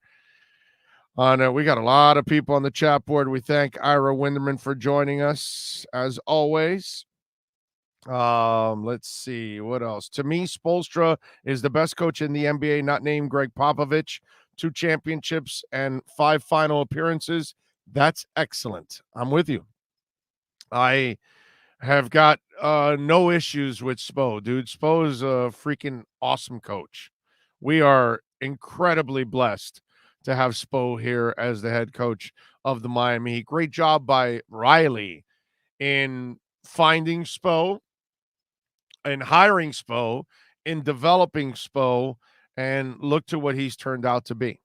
Incredible. Lisa Rose in the house says, slow start to my day, another late night, early morning Dodger thriller. Now I need my Fins to pull off a stunner on Sunday. That would be really nice, Lisa. That would be really nice. The Dodgers beat the Cards yesterday 3-1. So they move on. White Sox and Astros tonight or today afternoon, 4:07. Lance Lynn, Lance McCullers Jr., and then at 8:07, the Red Sox and the Rays, Eduardo Rodriguez and Shane McClanahan for that one. So 8:07 first pitch. We got the Heat and the Rockets tonight at 10 o'clock. We got Tampa Bay and the Florida Panthers also tonight. Got a bunch of things going on, man. Got a bunch of games going on. And the Panthers acquired Stephon Gilmore for a 6th-rounder in 2023. What else? Also, what was the other player that was traded yesterday too, or about to be traded? Who was it? Jalen Smith got traded to the Panthers. That was the other one. Did you guys see, since we're going to have my man Mike DeRocco on at 12:30, and he's going to address some of the stuff going on with the Jags. Chuck Pagano was on with what's it called? With Pat McAfee. He was on the Pat McAfee show. And so they were asking him about Urban Liar and his situation. And let me play the video for you guys so you can check it out. because Pagano, I mean, he pretty much let him have it. You know what I mean? And he was brutally honest, is what he was about the situation. Listen to Pagano address the whole Urban Meyer mess. Yeah, I was blown away. I mean, first of all, I thought when those pictures of video came out, I said, okay, someone had to Photoshop this guy into this deal. And then when you come out and you say, okay, this is for real, and that this is right after the game, and you didn't fly back. I've never heard of that in my entire life. 37 years of coaching. I never saw the head coach miss. I never once ever thought about not doing that. Win or lose, whatever the circumstances. Again, I don't know the circumstances surrounding Urban and the family and staying back and, hey, I want to get out of Dodge. I need to clear the head. Everybody needs to. You don't get to do that. You signed the contract as the head freaking football coach of the Jacksonville Jaguars. And this guy's a great coach. We all know what his record is, but you don't get to check out. And it's only the fourth week of the season. Yeah. Hell, where's he going after 8 games, 9 games? You just don't get to do that, Pat. And he's right. He's 1,000% right. Pagano, you can't argue one bit with that. I mean, it's insulting that you don't fly back with your team. And it becomes even more insulting to your team that fur is more important than the game. That's the part that's like, yeah, no, guys, you guys go back to Jacksonville. I'm going to get me some ass. Because, come on, who are we kidding? You think does that look like somebody he just met? My wife, by the way, remember we talked about this whole situation. My wife knew nothing about this. So I showed her everything yesterday and all that. She had a very interesting take on it. And only a woman can come up with this, okay? She goes, she knows him. There's no way that she acts like that fresh without even knowing him that way. They have been together because there's that picture of her with her head on his shoulders and all that. And she's like, there's a connection there. And somebody reported that apparently there has been a prior connection between the two, supposedly. And she goes, I think they already had a relationship, and I think she did that even on purpose because she knew what was going to happen, and she wants him to get a divorce. So she wanted to stir it up, so she rubbed up on him, and she was trying to tempt him into doing all that kind of stuff. And I sat back and I go, I'm thinking it's kind of odd, but then I'm thinking, man, that could be true. Because if she is your mistress and you've been banging her, obviously, she shows up to his Ohio bar. So you wonder, okay, so has this been his side piece of ass for a while? And by the way, does the wife even know about this already? Then now I went public, but maybe she already knew about this woman. And maybe this woman, this was her opportunity to kind of like, oops, oh, I'm sorry, honey. But she really isn't sorry. Just saying that, I never thought of it that way, but only a woman is going to come up with that kind of a theory. You know what I mean? And when you start to look at what went on in the videos and the pictures, and you start to say, yeah, maybe there's something to this. Maybe there is a prior connection. Maybe there is a prior relationship. And maybe she wants to nudge that relationship into another direction. Meanwhile, Urban Liar just tells her, no, honey, I really care about you. No, I'll leave my wife eventually, and has it. I don't know. He's in his 60s. He just said they've been together 37 years, whatever. And he called it a speed bump. Oh, Lordy. And my wife confirmed, by the way, yesterday. It's like, don't even bother looking at me after doing that. Forget about talking. Don't even bother looking. I mean, seriously, what woman with scruples is you just made her look like a complete buffoon in front of the world. That's the thing about Mrs. Meyer. I forgot what her first name is. No, there's a part of me that doesn't really feel sorry for her because she's as low life as he is with that whole Ohio State thing and that scumbag that he was hiding, and hiring and beating his wife and all that, and she was just as bad and hiding that whole mess too. So in a way, this is the kind of karma she deserves. And I got to tell you something. If there's nothing that comes from this, that's because Urban has probably been busted several times. That's why. Oh, normal, respectable women, brother, you can't show up in that house. You're probably getting a divorce. But let's just say you're able to stay together. You're probably not showing up in that house for a couple of weeks. She's probably telling you, get out of here. Just leave me alone for a while. I need to be away from you.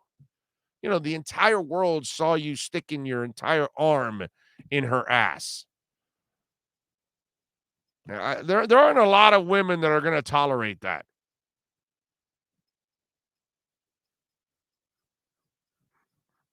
Some women, when you get home, they're cutting your thing off. They're hitting you with a bat. You open the door, shit's flying at you right away, vases and, all kinds of stuff. Oh, man, you better be careful, brother. Ethereum Elemental says, Big O Show, I am late, but I heard your segment about Robinhood wallets. They are releasing individual wallets soon. Big news. Well, when they do that, we shall talk if they're able to do that, if they're willing to do that. And will they do that with all coins? Or will they just do it with Bitcoin? That's you got to wait. And Robinhood is one. Look, bottom line is you shouldn't be buying in Robinhood. That's all I can tell you. Lisa Rose says Shiba with dollar signs. Yes. Lots of dollar signs right now for Shiba. It's like right now, the people that invested in Shiba, they're really torn because I'm feeling it right now. Like you're up a lot, but you have the potential of going up so much more. So do you take profits now or do you hang on and gamble that it's going to go up even more and not retract and go down? And then you lose your opportunity to take profits, right? This is the bitch right now that I know I'm in. I know some of you must be in. I told you at the beginning of the show, I'm up 337% on Shiba right now. So what do I do? You know what I mean? Do I roll the dice and say, nah, I'm gonna hang on and let it ride, or do I take some profits now? That's where we all are different. Okay? That's why I always tell you, I'm not a financial advisor. I'm just a guy that loves crypto and, plays the market, studies it and invests in it. And so, I do what I think is right. You do what you think is right and do your homework. Let's see. Jalen Smith went to the Packers. Yes, Packers are trading. What did I say? I didn't say. I said Panthers, right? I did. I think I said Panthers. You're right, Packers. You are correct, sir. Big O, beware your wifey's mind. Jesus. Well, it's just, dude, women are gonna, they're gonna think things that we will never think of. That's why women's intuition is the most dangerous thing there is in the world. That's why you fellas, you come home and you think she doesn't know, but somehow or another, she's already figured out what you did. And you're like, what the F, bro? What's going on here? And it's women's intuition, man. Don't mess with it, dude. Don't mess with it. They will catch you, dude. Let's see. Oh, is the crypto credit card international? I think it is, actually. I think it is. I think crypto.com's credit card is international. I believe it is. I have not used it myself internationally, but I believe it is, actually. Captain Crunch Coleman was my neighbor in Miami Lakes in the mid-'70s. Mike Captain Crunch Coleman. All right. Big Bob comes up with these facts that they come out of left field and they just show up on the chat board, and I'm like, what is going on? Your wife is in point, or you mean on point? It's let me tell you something. It sounded like a really good theory. I never would have thought of that, but yeah, that sounded like a good theory. You never know. Maybe they have some kind of open marriage. Maybe Mrs. Meyer is getting lots of D on the side, and I don't mean defense. No, I kind of know what you mean. Kind of know what you mean. Maybe they do. Maybe they do. And maybe their only agreement is don't embarrass me in public, and that's exactly what he does. Raul Rodriguez says you should not be teaching crypto. Why should I not be teaching crypto, sir? Why? Tell me. Tell me why I should not be teaching crypto. You tell me. Oh, what was the best blow you ever snorted?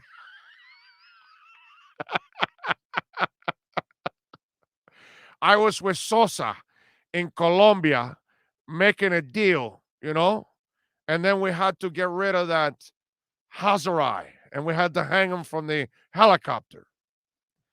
Let's see. Alex says, Dolphins have sucked for a long time. Let's talk more horse racing. This isn't a big deal. The locker room probably got a kick out of it. No, I disagree with you on that, dude. Completely disagree with you on that. You're way off if you think that. Seriously, way off.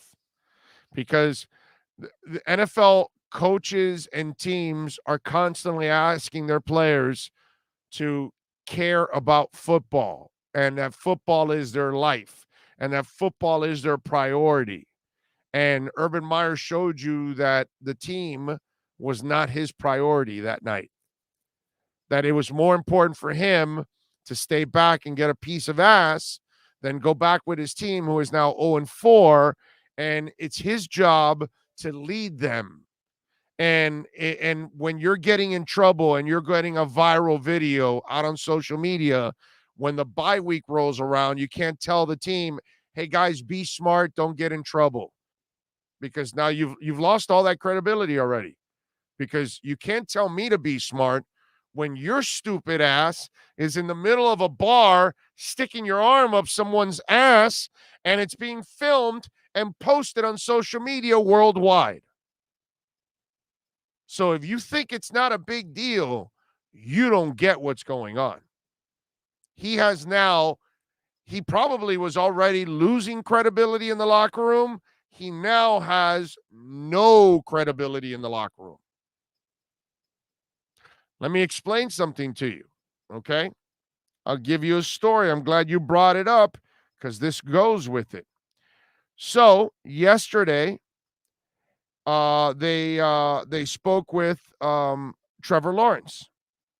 So Trevor Lawrence was asked about what's it called? About Urban Meyer, about his coach. So Lawrence had this to say about Urban Meyer. He says, I think everything's been right on schedule like normal. I think we've operated well, Lawrence explained while answering questions. But at the end of the day, I can speak for myself for sure. And I think, or I know most of the team feels this way. He's still my head coach. I still respect him regardless of what happens. Like I said, we're a team and we're figuring it out. So we're all good. We had a great day of practice today and we're still working. I think he's done right by us, Lawrence continued on Meyer, and we're a team and we're sticking together. Just because something happens that puts a little stress on it, that doesn't mean that you give up and go your separate ways. You figure it out and work through it. So that's what we're doing. I feel good about our team. Nothing's changed. We're still really tight. So we're looking forward to playing the Titans this weekend and getting back on track. One, you're not answering football questions. You're now talking about an off-the-field issue. So it becomes a distraction. Two, that's the only thing Trevor Lawrence can say. Off the record, they'll be telling people other things to other writers. But you get this cheesy-ass line from Trevor, and everybody knows that they've got to be laughing at him, you know, and like the Mike Silver story had, that they were laughing at him when he walked away after meeting with the position players. And by the way, he is as gutless as they come by meeting individually with the position players and not meeting with the entire team. Okay. He needed to be in front of the entire team and address everybody and look them in the eye and really be remorseful about all of this. The problem with Urban Meyer is he is such a liar. He is such a dirtbag that deep down inside, he's embarrassed about getting busted, not embarrassed about the act. He's still, to this moment, he can tell you whatever he wants because he said, oh, now that I think about it, I should have traveled back with the team. Bullshit. He doesn't care about that. What he cares about is that he got busted and that he's getting embarrassed right now. That's all he really cares about. And the fact that he called it a speed, not only did you thoroughly embarrass your wife, not only did you embarrass your family, your team, the owner, everybody involved by, you're a 60-something-year-old man, and you're acting like you're a freaking 19-year-old, finding some pee for the first time in your life. And so, hell yeah, let me feel it up.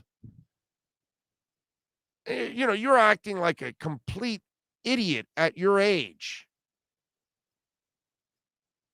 And this guy doesn't care about any of this stuff. He cares that he got caught. So you embarrass your wife with all of this, and then you call it a speed bump. Okay, so let me explain something to you. I know my wife would be pissed, okay? And I confirmed it yesterday with her, right? So let's just say she's pissed. And then I go publicly and just call it a speed bump. Do you know that I got to go back home again and I got to run this by her again today? Because I saw that soundbite this morning. And I got to run it by her, but I'm positive after you thoroughly embarrass your wife worldwide, social media, and then you come back and say, it's a speed bump. We've been together for 37 years. When you get back home, she's going to say, oh, you think this is a speed bump? Oh, really? So this is nothing to you. So there's no way. He's got to have an open marriage. She's got to know about all this stuff. The only agreement I bet they have is whatever you do, don't embarrass me publicly. And that's exactly what he did. And then not only do you embarrass her, then you pull a Ray Rice and you spit on her. Because you basically, by saying it's a speed bump. Speed bump. Really? Oh, man. I wish Urban was married to a Cuban woman. I mean, she would have divorced him years ago when she caught him the first couple of times, probably, or first time. But there's no way. I'm just telling you because I know Cuban women. There's no way that a Cuban woman's going to tolerate the video, because now you embarrassed her in front of not just her friends, not just her family members, because, if one of you gets busted, whatever, maybe a couple of your friends find out, maybe your family members find out, and that's it. It's a small circle, still embarrassing in your world, but not the entire world. This is an embarrassment of worldwide proportions. That's a whole different ballgame. And then you call it a speed bump? Oh, my God. A Cuban woman would kill you. Okay? First, she'd be enraged for the video. And then when you come back and say, we've been together, it's a speed bump, 37 years. She's going to say, you son of a bitch. You've taken advantage. You take this for granted, don't you? Seriously. Like, there's no way. There's no way you're walking straight. There's no way your nuts are still intact. There's no way your face is intact. You're getting Elin Nordegren golf club to your face, dude. Just saying. Urban, younger than you think. I think he's your age. Yeah, I thought he was in his 60s. I mean, he's still a scumbag, whatever age he is. He's still acting like a lowlife, whatever age he is. Okay? Let's see, what else do we have here? Let me see Urban Liar. Let me look it up here for Urban Liar.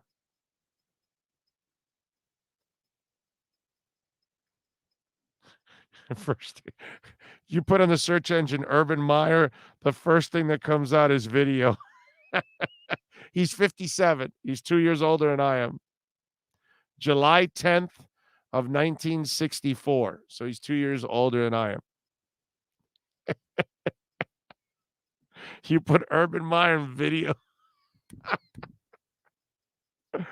Oh, man. And that video will be there forever. You're done. Is the Urban situation any different than the Kraft rub and tug thing? Yeah, dude, of course. Kraft is not married. He's a widower. So it's a huge difference. He doesn't answer to anybody. Now, was it illegal what he did? Yeah. What Urban did is not illegal. It's just immoral, and obviously it violates everything with his wife. It's really, the Urban stuff is a home stuff. It's really about what happened. His problem more is with his wife. Now, you have thoroughly embarrassed your team owner, all of those things. So, I mean, dude, the owner said he has to earn our trust back. I've never heard an owner say that about a coach. Big O Red Hot Chili Peppers touring next year, August 30th in Miami. Nice. I would like to go to that. That's such a great show. Red Hot Chili Peppers are always a great show. Let's see.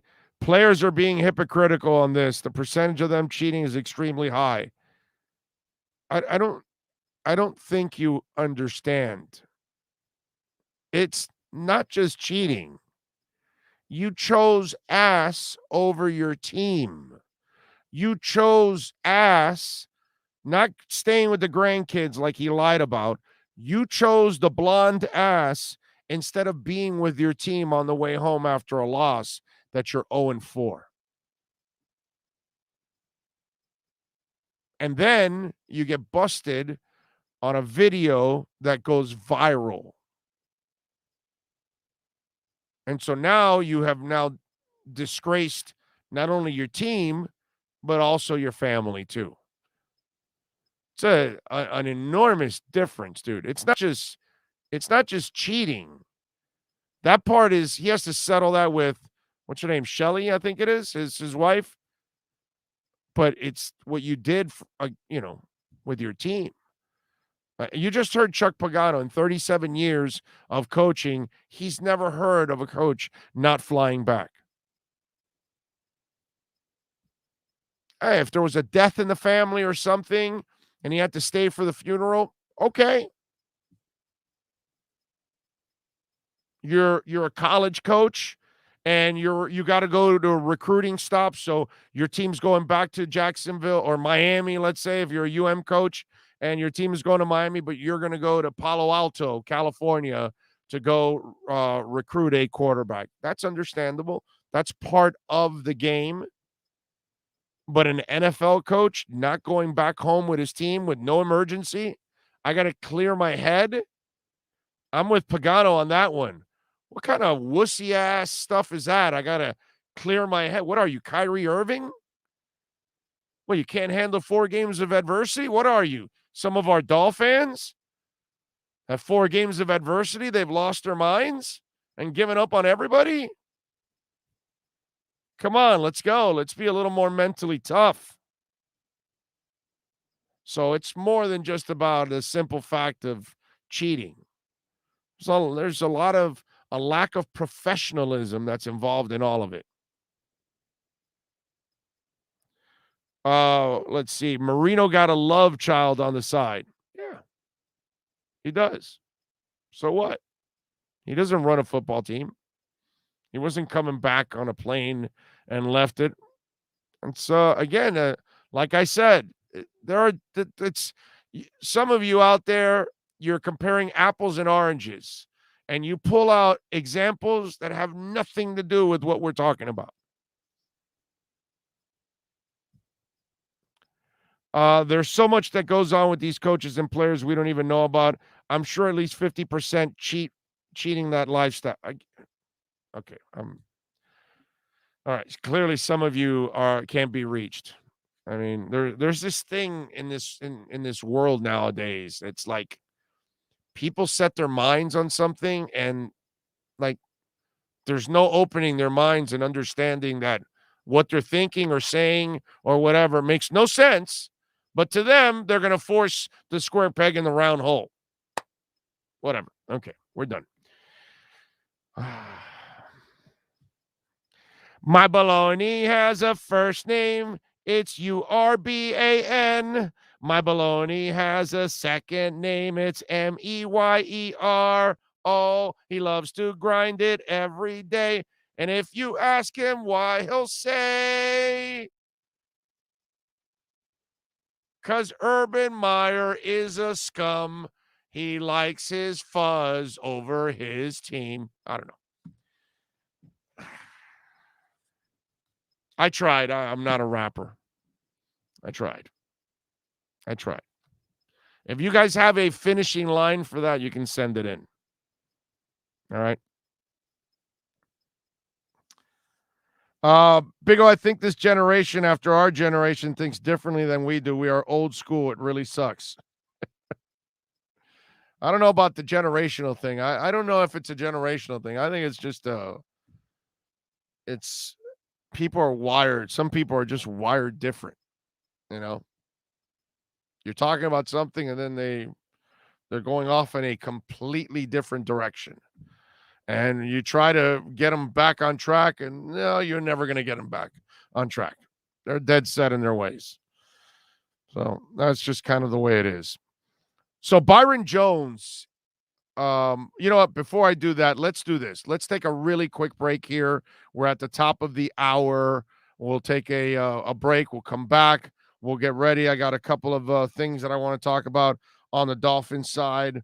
What else do I want to share with you guys? Oh, I got an idiot athlete that I definitely want to talk about also on the show. Give you a pick for tonight. Not that you really want to go by it. And don't forget that at 12:30, Mike DeRocco is going to join us here on the show. So we'll talk all things Urban Liar with him also. Let's take a quick break. Back with hour number 3 right here on the Big O Radio Show. This is the Big O Show. Sports fans love a place with great food, cold drinks, and TVs everywhere. That's why sports fans love Sports Grill and their 7 amazing locations. Check out the Bird Road location at 11481 Southwest 40th Street in the back corner of the West Bird Shopping Center. Sports Grill is also now offering some great employment opportunities. All kinds of positions are now available from kitchen to hosting. Call for more information at 305-485-8845. From wraps to salads to amazingly delicious specialty dishes, Sports Grill is the home to the legendary special grilled wings. Since 1987, Sports Grill, good food, good drink, and good friends. It's the Big O Show. Judge, you tuned in to the hottest sports radio. When you need your warehouse looking good while staying efficient, there's only one place to find the finest racks in the business. Pallet Rack City in Hialeah. 305-424-8547. That's 305-424-8547. Pallet Rack City is the company you need when you want your warehouse sporting the finest racks in the business. After all, who doesn't love a great rack? Pallet Rack City. 305-424-8547. That's 305-424-8547. Orlando, a.k.a. the Big O. He covers all the South Florida teams. For over 16 years, EJDconstruction.com has provided South Florida residents quality craftsmanship, accurate project management, and exceptional service. That's why EJDconstruction.com is an A-rated member of Angie's List and the Better Business Bureau. When you're looking for the right custom home builder for additions or home remodeling, please call my friend Eric at 305-433-4843. That's 305-433-4843 for EJDconstruction.com. Dolphins to the Heat, well, you know what I mean. Monday to Friday, lollipop blow in the... There's no need to drive around South Florida wasting valuable time looking for a new or certified pre-owned Acura. Go to the #1 volume sales dealership in the Southeast United States. Craig Zinn's Acura of Pembroke Pines. Purchased with pace and space in a dealership tailored to your needs. From home buying to providing that personal touch. Contact the 2020 Satisfaction Award winner Craig Zinn's Acura of Pembroke Pines. 888-776-5123. That's 888-776-5123. Or visit them at 15601 Pines Boulevard in Pembroke Pines. Show on the radio, the top's where we gonna go. Miami, that's the way we roll. Folks, you can support the hardest working sports talk show in South Florida through Cash App or Venmo. Just search Cash Big O Show. Support us through Cash App or Venmo. Cash Big O Show. We thank you for your incredible support. On the morning show, Big O. No one has a similar show. Talk sports, talk plays, talk. If you're a Miami sports fan, then there's only one store to go to, and that's Caneswear at Miami Fanwear in Davie. They're your one-stop shop for all your inner Miami CF, Canes, Dolphins, Panthers, and Marlins merchandise. They have hats, t-shirts, game day jerseys, and so much more. Located at 2511 South University Drive in Davie, and open 24/7 online at caneswear.com or innermiamiwear.com. Call them at 954-835-5597. Caneswear, the spot where inner Miami and all Miami sports fans shop. Live and direct, because nobody do it better than Big O in the set. From sunrise, listen live. When you're ready to purchase a new home or refinance the one you have, American Dream Lending will make sure your loan experience is easy with fast approvals and quick closings. With many loan programs and competitive rates, now is the time to turn your dreams into reality. Ask about special financing for veterans. They never charge an application fee and you will work directly with one of their experienced loan professionals. Stop dreaming and contact American Dream Lending today, 786-802-1727 or online at adreamlending.com. There's no need to drive around South Florida wasting valuable time looking for a new or certified pre-owned Acura. Go to the #1 volume sales dealership in the Southeast United States. Craig Zinn's Acura of Pembroke Pines. Purchased with pace and space in a dealership tailored to your needs. From home buying to providing that personal touch. Contact the 2020 Satisfaction Award winner Craig Zinn's Acura of Pembroke Pines. 888-776-5123. That's 888-776-5123. Or visit them at 15601 Pines Boulevard in Pembroke Pines. The viewpoint, statements, or beliefs expressed on the following program by the host, guests, or callers are not necessarily the opinions of FantasyAccess.com, media group, Inc. ownership, management, sponsors, or website. When it comes to South Florida sports teams, very few in the media have witnessed, lived, and covered it like the Big O. Let's start the program dedicated to your favorite South Florida teams with a passion that's unmatched. The Big O Radio Show is on. Here's the Big O. We are ready to start off the final hour of the program. Look who has stepped into the box. Yes, the Shams man, Yves Shams, baby. Yes. How you doing, Yves? You doing all right? Doing good, Big O. How about yourself? I'm doing good, hanging in there. I'm hoping my Dolphins can figure things out. And by the way, folks, if you are looking for a mortgage company you can trust that is going to work for you, American Dream Lending will work for you. Yves and Company, they have a great staff. And I'm going to give you his personal cell number because we give you the regular office number normally. But Yves can give you his personal cell, which is 305-992-5218 if you want to get your mortgage solved, or maybe you want to actually redo your mortgage right now, right? Because rates are down into the low twos now, right, Yves? Rates are still at historical lows. Same way as right now in South Florida football, we're at historical lows in the locker room. You know, I don't know if Flores and Diaz are drinking at the same bar with each other already or not, but, you know, I could definitely feel the heat coming off the seat for both of them at this point. Because without an interception at the beginning of the season, our Dolphins are winless. Right. And the Hurricanes are, you know, the wins that we do have, or the win that we do have it. I mean, against who? Who was it? Nobody remembers. The Patriots. No, the Patriots are. I mean, you know, they're struggling too. By the way. No, I'm talking about the Canes. I'm talking about the Canes. Oh, yeah, I'm talking about the Canes. Yeah, I'm talking about the Canes. The Canes are. The Canes. Yeah, I mean, like I said, our win against the Patriots, though. I mean, what? Without that interception. No, I know. I get you. Yeah, but hey, listen. Bottom line, you got to win however you can win on the road. I'm good with that. This week now against the Bucks, that's going to be a pain in the ass. That's going to be it's going to be hard going up against the Super Bowl champions. Yeah, it's definitely going to be hard going against the world champions, you know, and Tom Brady, even though historically Tom Brady doesn't perform at his best when he's playing against the Dolphins. But that's when he was at the Patriots. So we're about to find out this weekend how he does when he's in a Bucs uniform.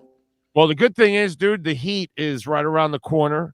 They're playing preseason game number 2 tonight. So the Heat and the Panthers are headed for really, really good seasons this year. So if the Dolphins don't turn things around, at least we've got the Heat and the Panthers to kind of carry us through the winter. So, Spoelstra's in the lead right now for being a top NBA coach by 55% of the vote is what he had, I think, as of yesterday. So, you know, it's definitely time for the Miami Heat to take center stage in downtown Miami because we need some sports to cheer on.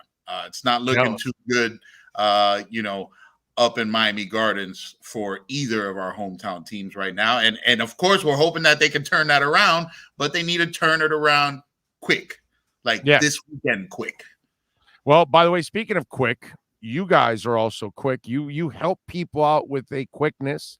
So if somebody's frustrated right now with the current mortgage company they're dealing with, and they're giving them the runaround, and they're giving them all kinds of stories, and you guys obviously work harder than anybody else in putting together the best deals out there, what do they got to do, my brother? All they got to do is give us a call or visit the website. Call me on my cell phone, 305-992-5218. Send me a text. We'll take your headaches away. You know, if you've been told no, we're going to find a way to make it a yes for you. We have loan programs for everybody. You know, you're self-employed, no or low tax returns, give us a call. We can help you. Want to buy an investment property with no income documents? Give us a call. Right now, what's hot? Cash out.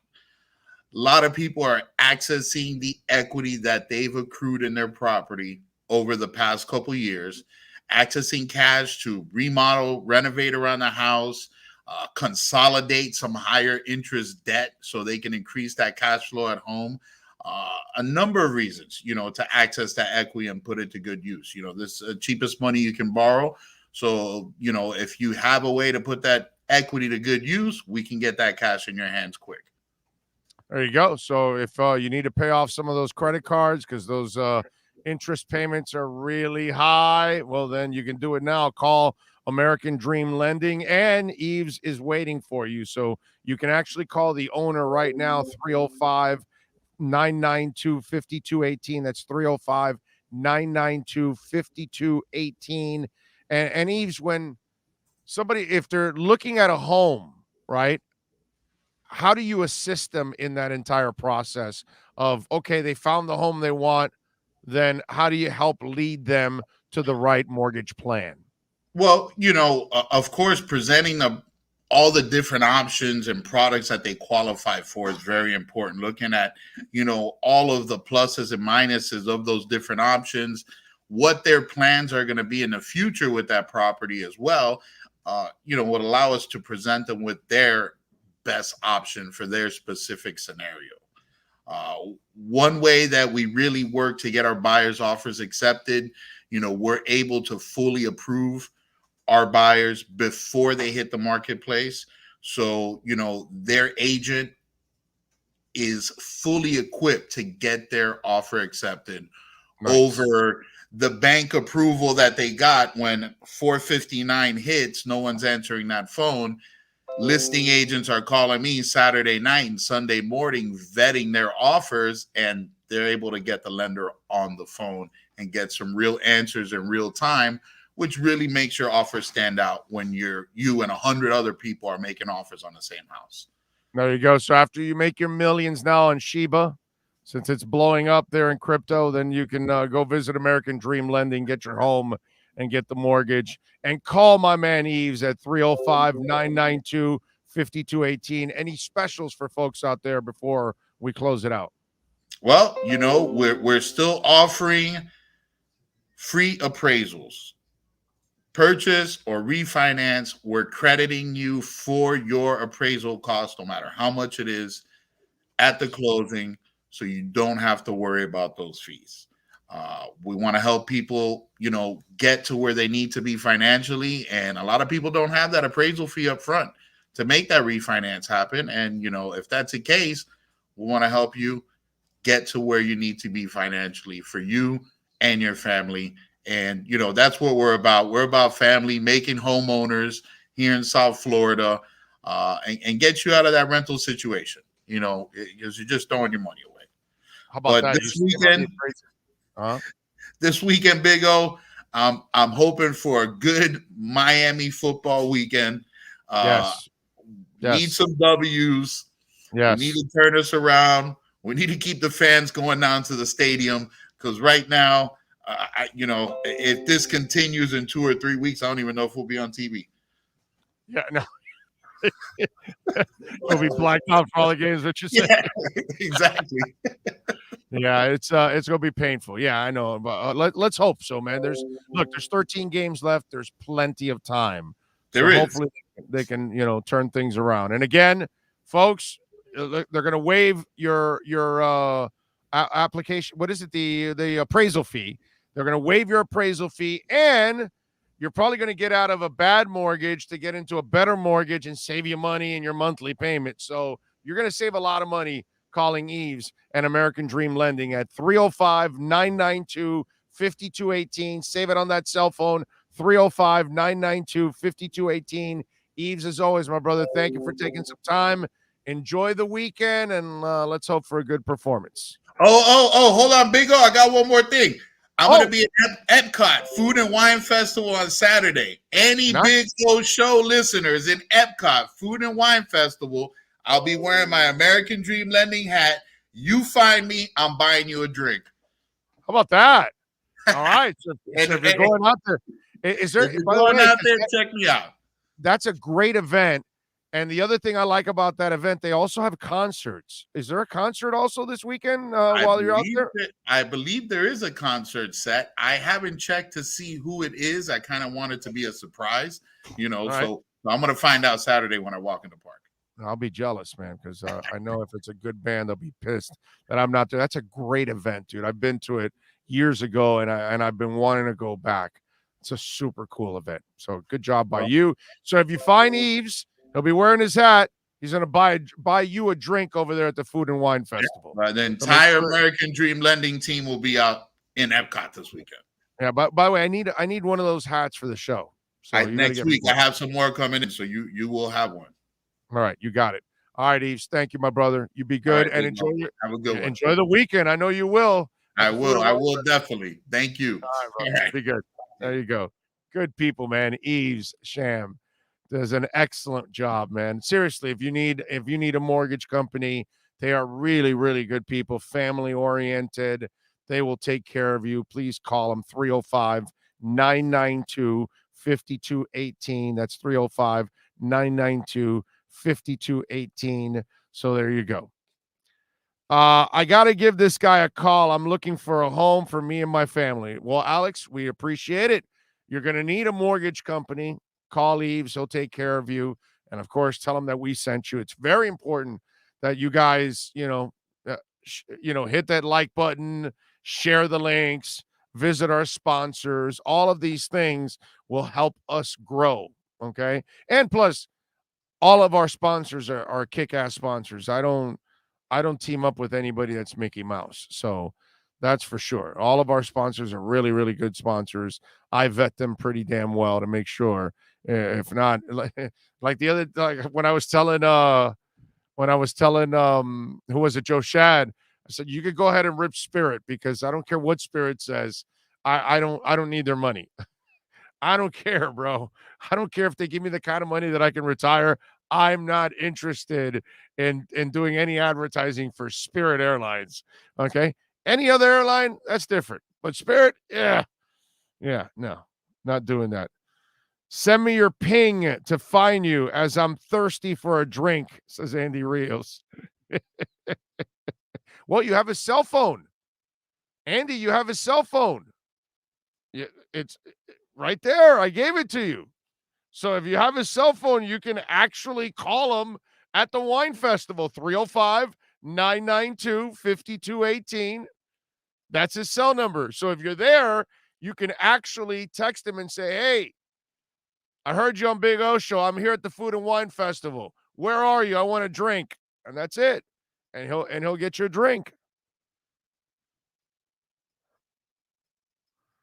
So there you go. The defense is who will win the game, and Sanders will score the winning point. NorCal says, I sent 2 people to American Dream Lending. Hope they can work together. Hell yes. I dropped your name. There we go. Consolidating mortgages, all documents you need to gather is time consuming. That's why you need a good mortgage company to kind of help you through all that BS, bro. Because it is time consuming. But if you have the right people working with you, they'll make the process a lot better for you. That's been my experience in the past. So I think that's very important. Dougie Fresh goes, I hope Eves knows that even a Natty Light costs $50 at Epcot. Well, hey man, listen, Eves is a man of his word. Okay. If Eves tells you he'll buy you a drink, he's going to buy you a drink. He's a good dude. So if you, I know, Dougie, you're probably not going to be there because you're out in the Panhandle. But if any of you happen to go to the Food and Wine Festival, track them down, man. Track them down. There's nothing wrong with that. Dana Buse says, if you think Brissett is better than Tua, I've lost all respect for you. You're not talking to me, right? That must be another conversation you guys are having amongst yourselves. So, okay. Urban loves Lady Gaga's Nebraska song.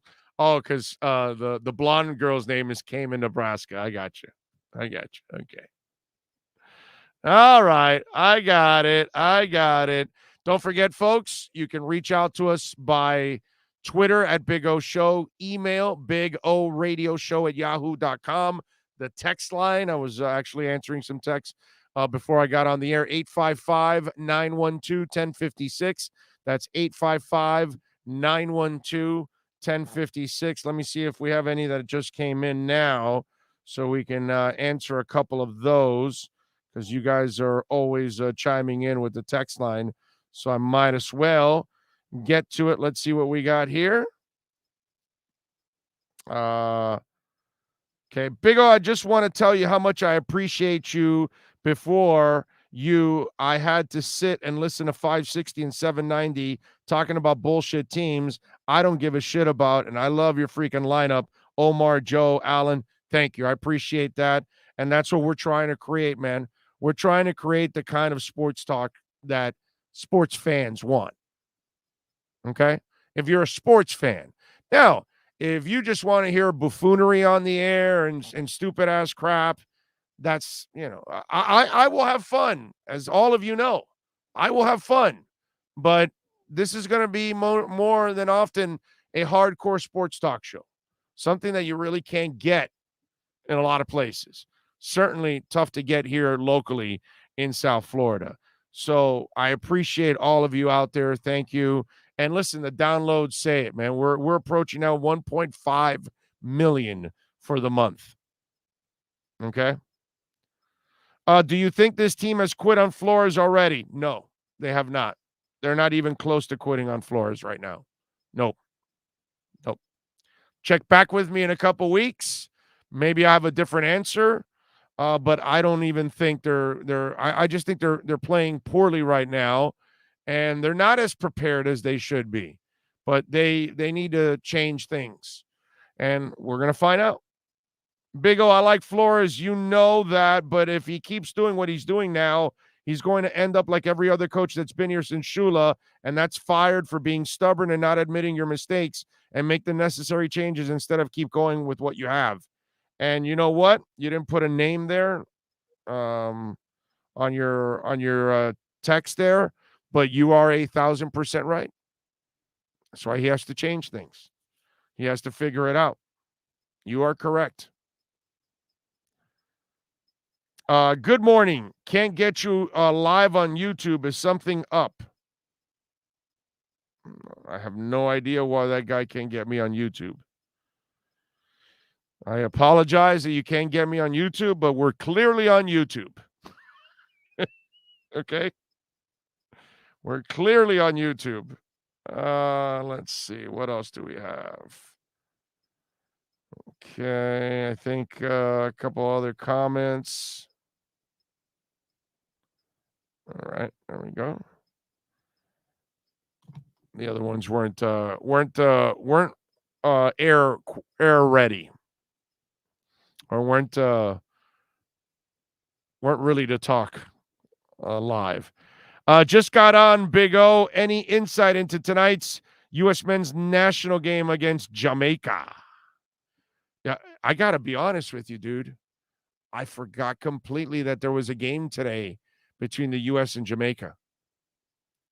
That totally slipped my mind. I did not. I don't even know, what is it, like a 7-8 o'clock game, or is it? I have no idea. I did not know that. I'm glad you told me about. Now, it makes me even more frustrated because I want to watch the Heat. I want to watch the Panthers. I want to watch the NFL game. I want to watch Major League Baseball. And now I've got to watch U.S. soccer too. Holy crap. You know what I love is that on YouTube I can record all of it. It's beautiful.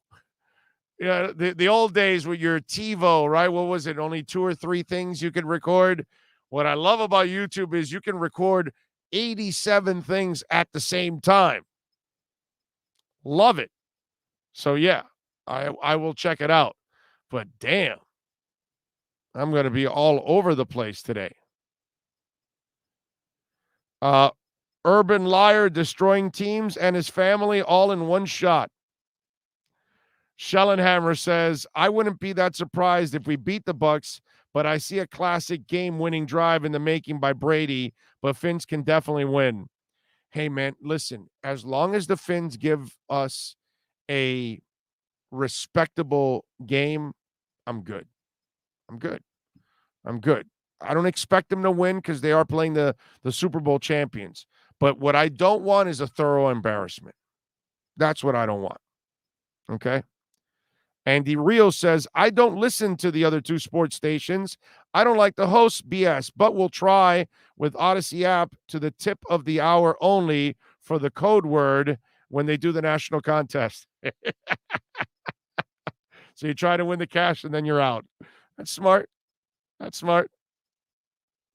Big O, I just want to say creating ideas is an art, and those who do it are artists. If you are out just repeating others' ideas, you are a cover band, and you, my friend, are an artist. It's very nice, man. It's very nice of you. Thank you, sir. Appreciate you, man. Troy says, is Jackson one of the 5 best O linemen on the team? If not, why the hell is he playing? Flores says he's playing the 5 best. Troy, at this point, the worst part about playing Austin Jackson is you are now we've gotten to a point now that there isn't any improvement, right? And if there isn't any improvement, then what you're doing is you're putting human beings at risk.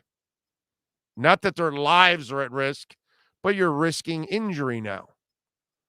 And if Austin Jackson cannot improve to protect your team from either getting tackled or injured, then you've got to make a change.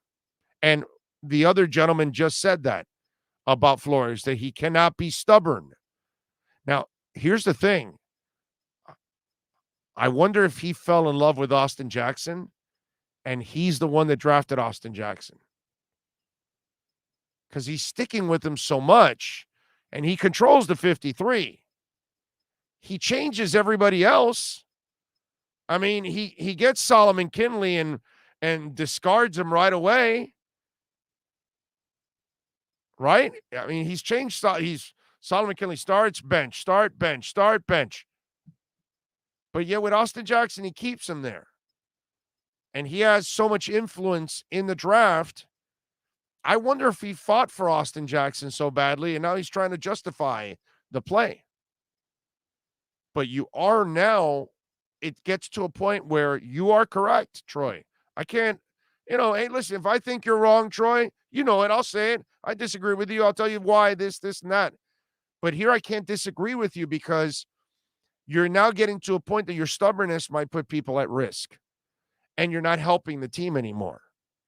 So, and maybe Austin Jackson needs to sit down for a couple of games. Maybe he needs to pay the price for not playing well. You're rewarding him for bad play by continuing to play him. You're hurting your team by playing him because he's not doing his job. So maybe benching might be a better thing.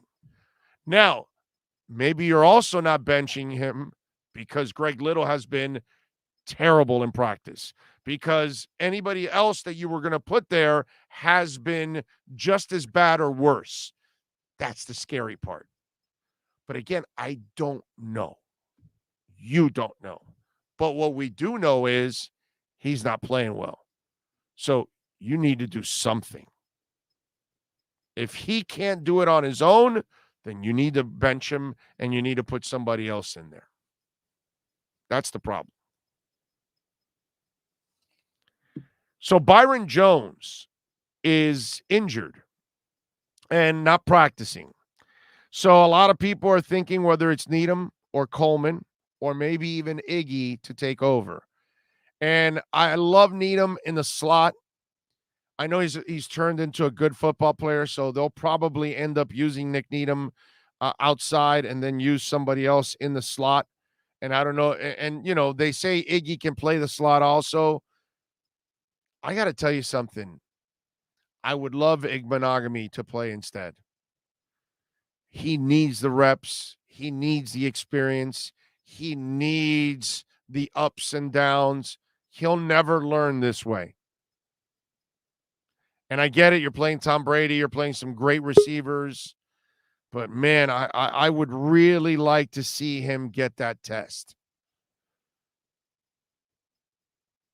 And maybe the light goes on.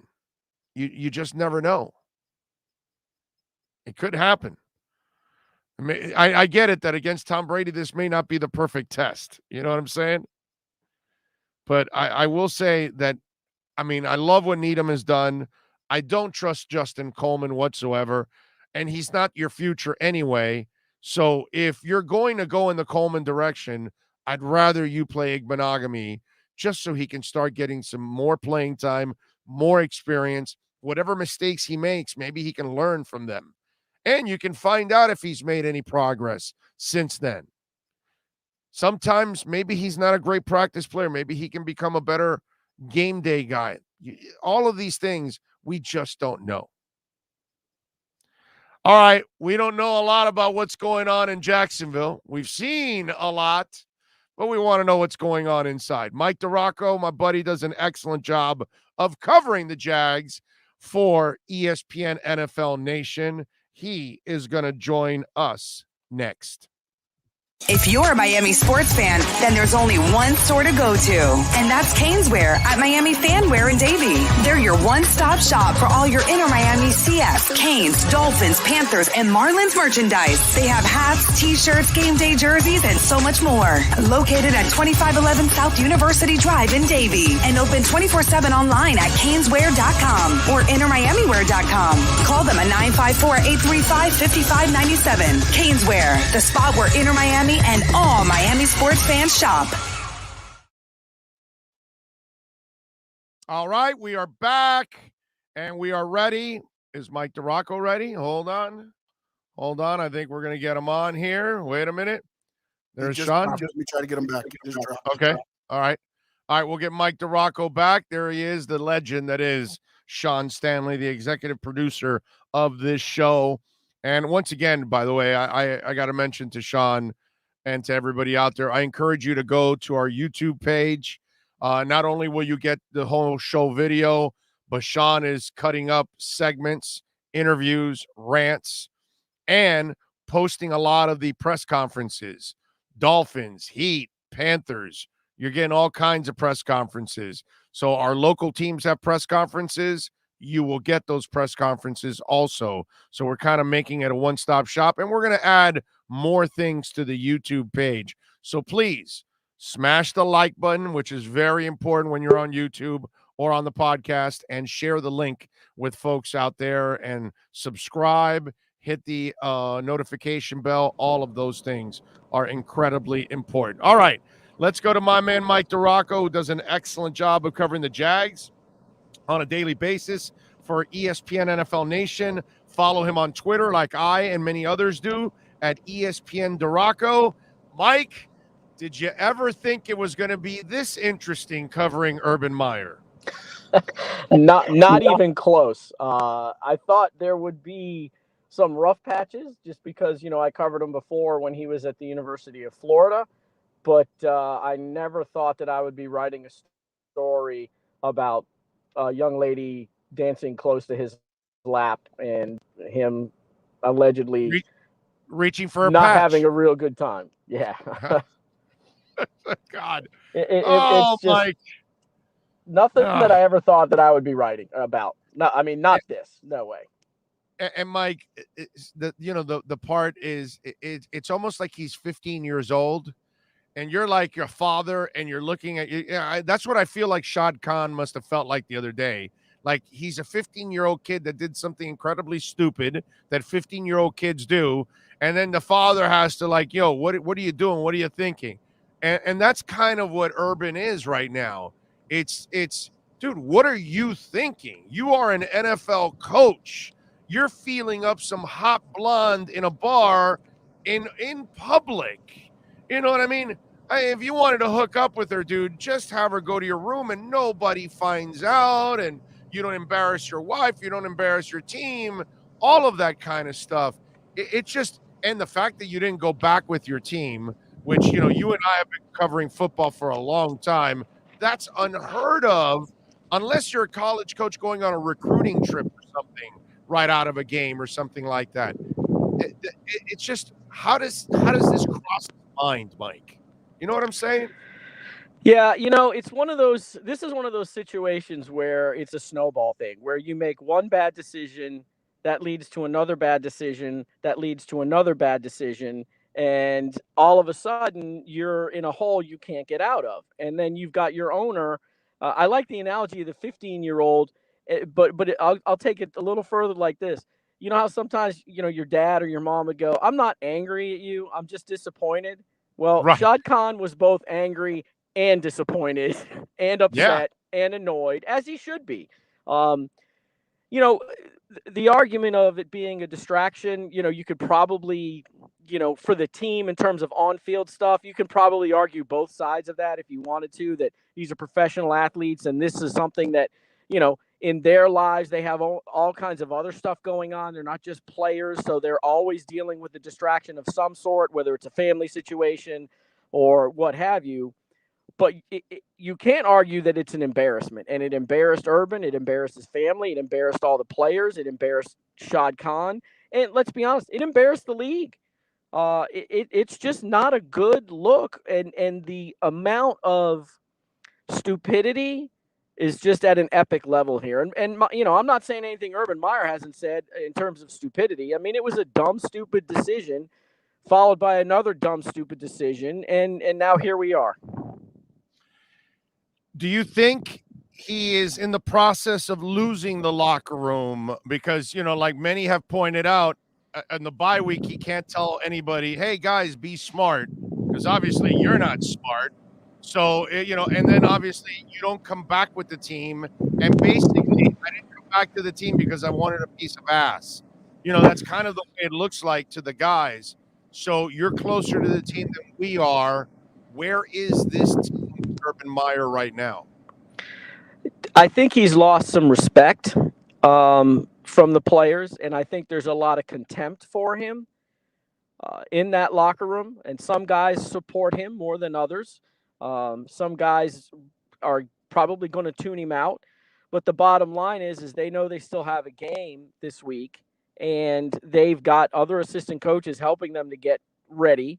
They've got a quarterback who's a young, what is this? This will be his fifth start. He's 22 years old. You kind of got to keep him focused. And, if this were, a situation that was probably, I don't think it's going to be a distraction in terms of if they lose on Sunday, it's all because of this. If they lose on Sunday to the Titans, it's because they're not a very good team. And they were not a very good team before this happened. They've got issues at a lot of spots. They're on pace. Last year was the worst defense they've ever put on the field, gave up the most points and yards. And this year they're on pace to either better that or tie it. So this is not a good team. And whether they win Sunday doesn't mean that they rallied behind their coach. And whether they lose Sunday, it doesn't mean that they were too distracted to do it. But that's going to be the narrative. But it's just a mess. And he's going to have a long road to go to recapture that respect. And, I guess, the players not have any more contempt for him. But here's the thing. As we all know, winning cures everything. If they win this game, they go beat the Dolphins in London and heading into their bye after two consecutive victories, then all this will probably be way, way on the back burner. Yeah, it could be. Although I will say this, Mike, I've never heard an owner say, oh, he has to earn our trust back. That was, dude, when I saw that line on that statement from Shad Khan, strong, brother. I mean, it was. That was something that, like, it hit me right away. It was like, wow, okay, this guy dropped the bomb here. And so this is the follow-up I have to this. Does he need to win several games to save his ass, period? Or is, I wonder if there's a part of Shad that says, I just want this guy to resign, because if I have to fire him at the end of the year, then I have to pay him also on top of all of that. Or does this behavior open the door for him to be able to get out of that contract? So what saves Urban's job at the end of the year in your eyes? They're, despite the severe statement, the public reprimand, they still have faith in Urban Meyer that he can be the guy that leads the turnaround at this point, as of whatever time it is right now on Thursday.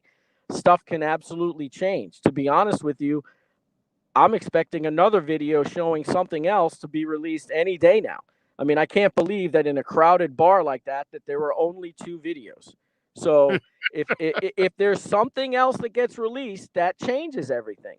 But Shad Khan knew that this was going to be a rebuild year. Despite what Urban said, this is a bad team. I mean, they lost 15 straight games last year. I mean, this is not like Urban shows up, they draft Trevor, and they're kings of the AFC South. Right. But Urban has no margin for error. So basically, from now until, I don't know, he's done coaching, Urban's job is to go to the facility, do the coaching stuff, and then go home, have dinner with Shelly, and go to bed, watch some TV, whatever. Urban can't afford to go out and get caught in a restaurant having 4 or 5 drinks, or he can't afford to go out and be caught doing anything else. He's just got to put his nose down and go back and forth to work, and that's it. There's no margin for error for him. And that, like I said, as of right now, I'm not expecting him to get fired at the end of the year. But, in 5 minutes after we get off this, who knows what could happen? Because, again, when you do something like that out in public, everybody's got a freaking movie camera in their pocket with their cell phone. I'm just expecting something else to come out, and I'm quite surprised that nothing has at this point. All right, so let me ask you, because we hear the stories how unhappy some of the players were with some of the things he was handling throughout camp, including like that whole thing where they would get on the mic and yell out who won a certain play or whatever and all that kind of stuff. So after you've watched what you've watched so far throughout training camp, preseason, and the first month of the season, and now this fiasco that went on, in your eyes, do you believe this is going to work? Look, I went into this covering this team knowing that if you expected 5 years out of Urban Meyer, then you're living in an alternate universe. I thought if the Jaguars got 3 years out of Urban Meyer, that would be good. That would be as much as they could ask for. But I do think that Meyer is a good football coach. But the problem is he's got to make that adjustment from dealing with college players to NFL players. And it's an entirely different scenario there. You don't treat these guys like kids. Whatever these guys do, it always amazed me. Whatever these guys do, if one of those players goes out and gets arrested, that's not on Urban. But if a college guy goes out and gets arrested, it's on the coach. So it's a totally different mindset in how you deal with these guys. So I have confidence that they can be a better team. If he were to last 3 years, that they will be a much better team when he's done than when he got here. But a large part of that is Trevor Lawrence. And he is really going to be a very, very good quarterback in this league. And we've seen some incremental progress from Lawrence and the rest of this team, especially on offense, from week 1 when they looked like they didn't even know that they were supposed to be playing that day, to last week when they really should have won that game in Cincinnati. And you can argue they should have won the game before against Arizona. So if people are expecting Urban to be here 5, 7, 10 years, yeah, that's a pipe dream. But I think that if he has no other issues with this kind of stuff, I think, yes, they will be better when he leaves in 2 or 3 years. But I don't know if that's Super Bowl better or playoff better or just, a middle-of-the-pack team, which, well, everyone goes, gee, that's the standard. Well, around here it is, because this has been just an absolute disaster of a franchise the last decade. Yeah, and I'll wrap it up with this. I don't know how many people you've met like me, but look, I'm a hometown guy. I root for all the local teams here in South Florida. I'm born and raised in South Florida, so but I've never been a guy that has any dislike for the Bucs or the Jags. In fact, I root for those teams when they're not playing the Dolphins, of course. So I really want them to do well. And for the Jags fans' sake, I gotta tell you, Mikey, I want them to have success because I believe Jags fans deserve a team that is good. But man, it's hard for me to root for this guy. God, it is so easy for me, Mikey, to enjoy his failures, enjoy his frustrations, enjoy watching him do what he just did this weekend and make a complete ass of himself. That there's a part of me that I just don't like this guy. And do you get a lot of that? Yeah, look, you're not alone in that. There is it's Urban Meyer doesn't make it easy to root for him.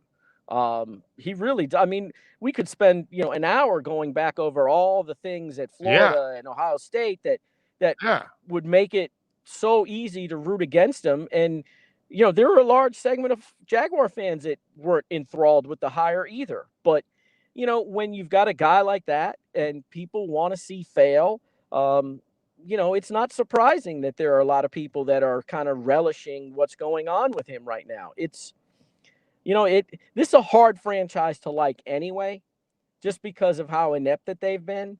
And then Right. you add Urban Meyer to that, equation, and it's just, if Trevor Lawrence wasn't here, I'm not sure what it would be like around here right now, because as much as people are upset and disappointed and angry at what Urban did, there's still this optimism and this love for Trevor Lawrence here. Right. And that helps a little bit.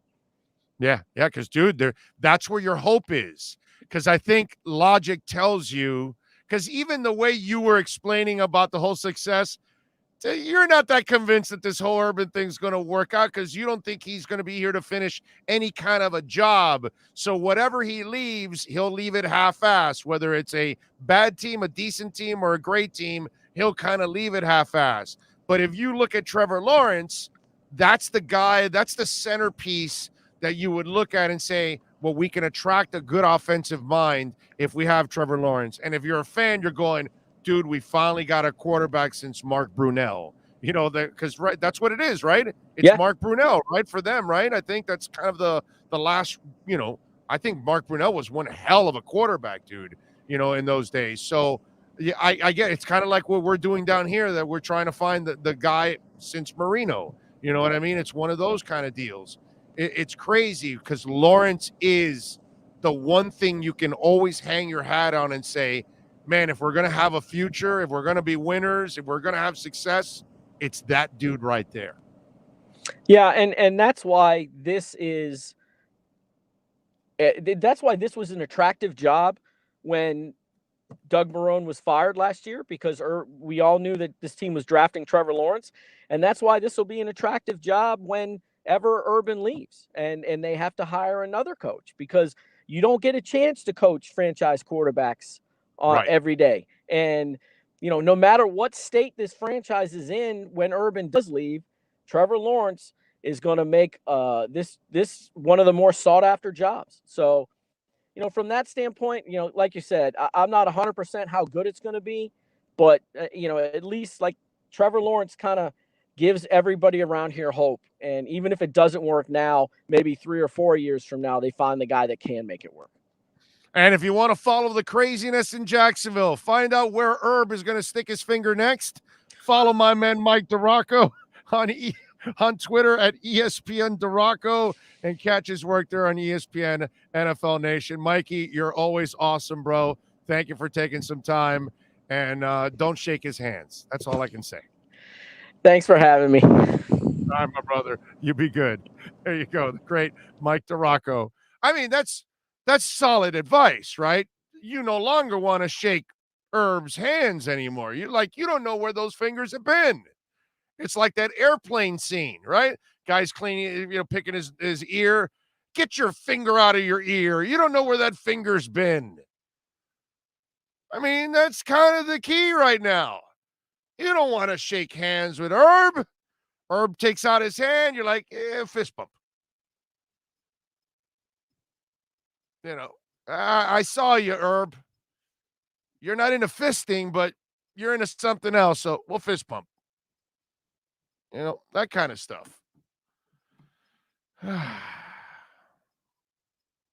Just saying. Shake hands with the guy. Smells like fish. You're like, what the hell's going on? It's not a good thing. It's not a good thing. Urban Meyer is coaching the wrong NFL team. He should be coaching the Bucs. The club he likes to frequent are just down the road from the Bucs stadium. But shouldn't he? But is that like Mons Venus or something? Because Mons Venus is right down the street from the stadium. Is that what you're talking about? Because I was thinking he should coach one of the Ohio teams. That way he could go to his Ohio bar. His Ohio blonde is there.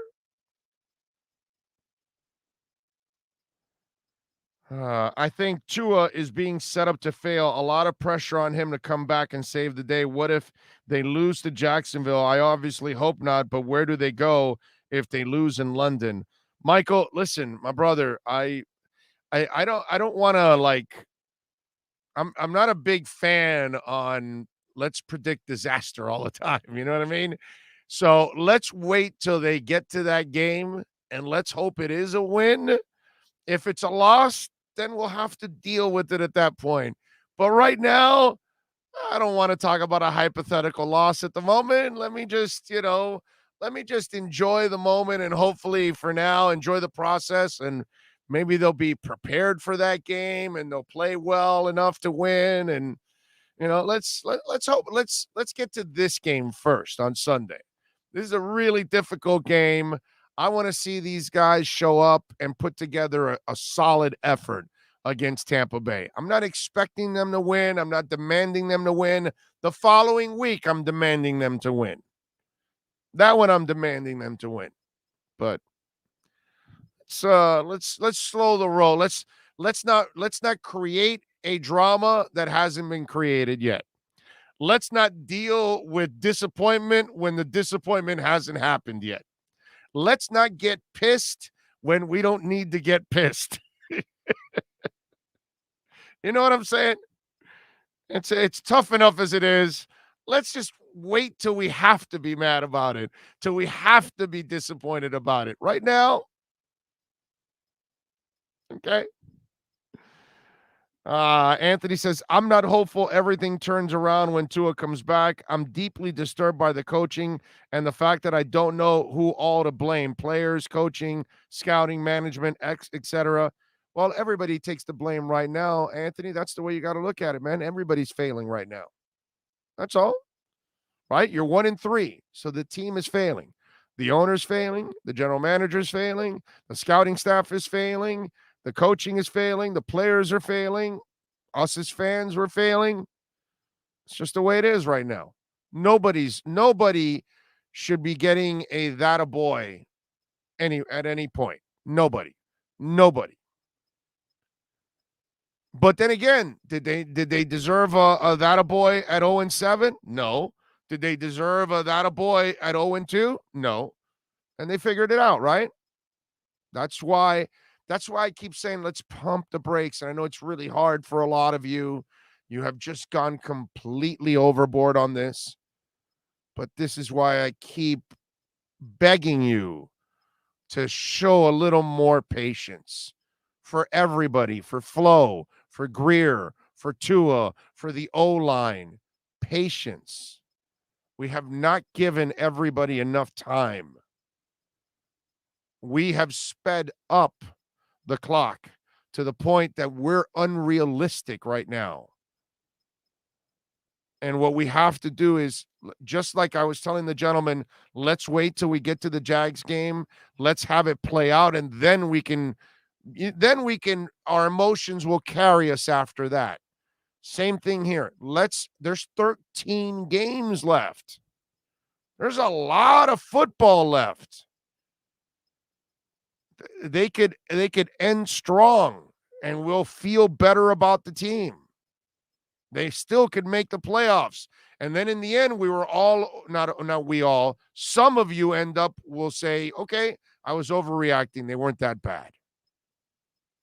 They actually made the playoffs. That's what we wanted this year.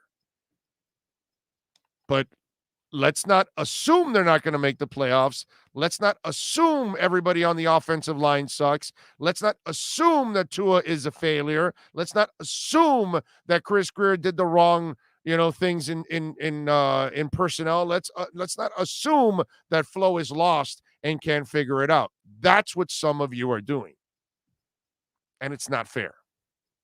At the end of the year, it's fair. At the end of the year, you want to show criticism to a certain area that let them down, go for it. Or everybody, go for it. Right now, I beg you to show a little more patience.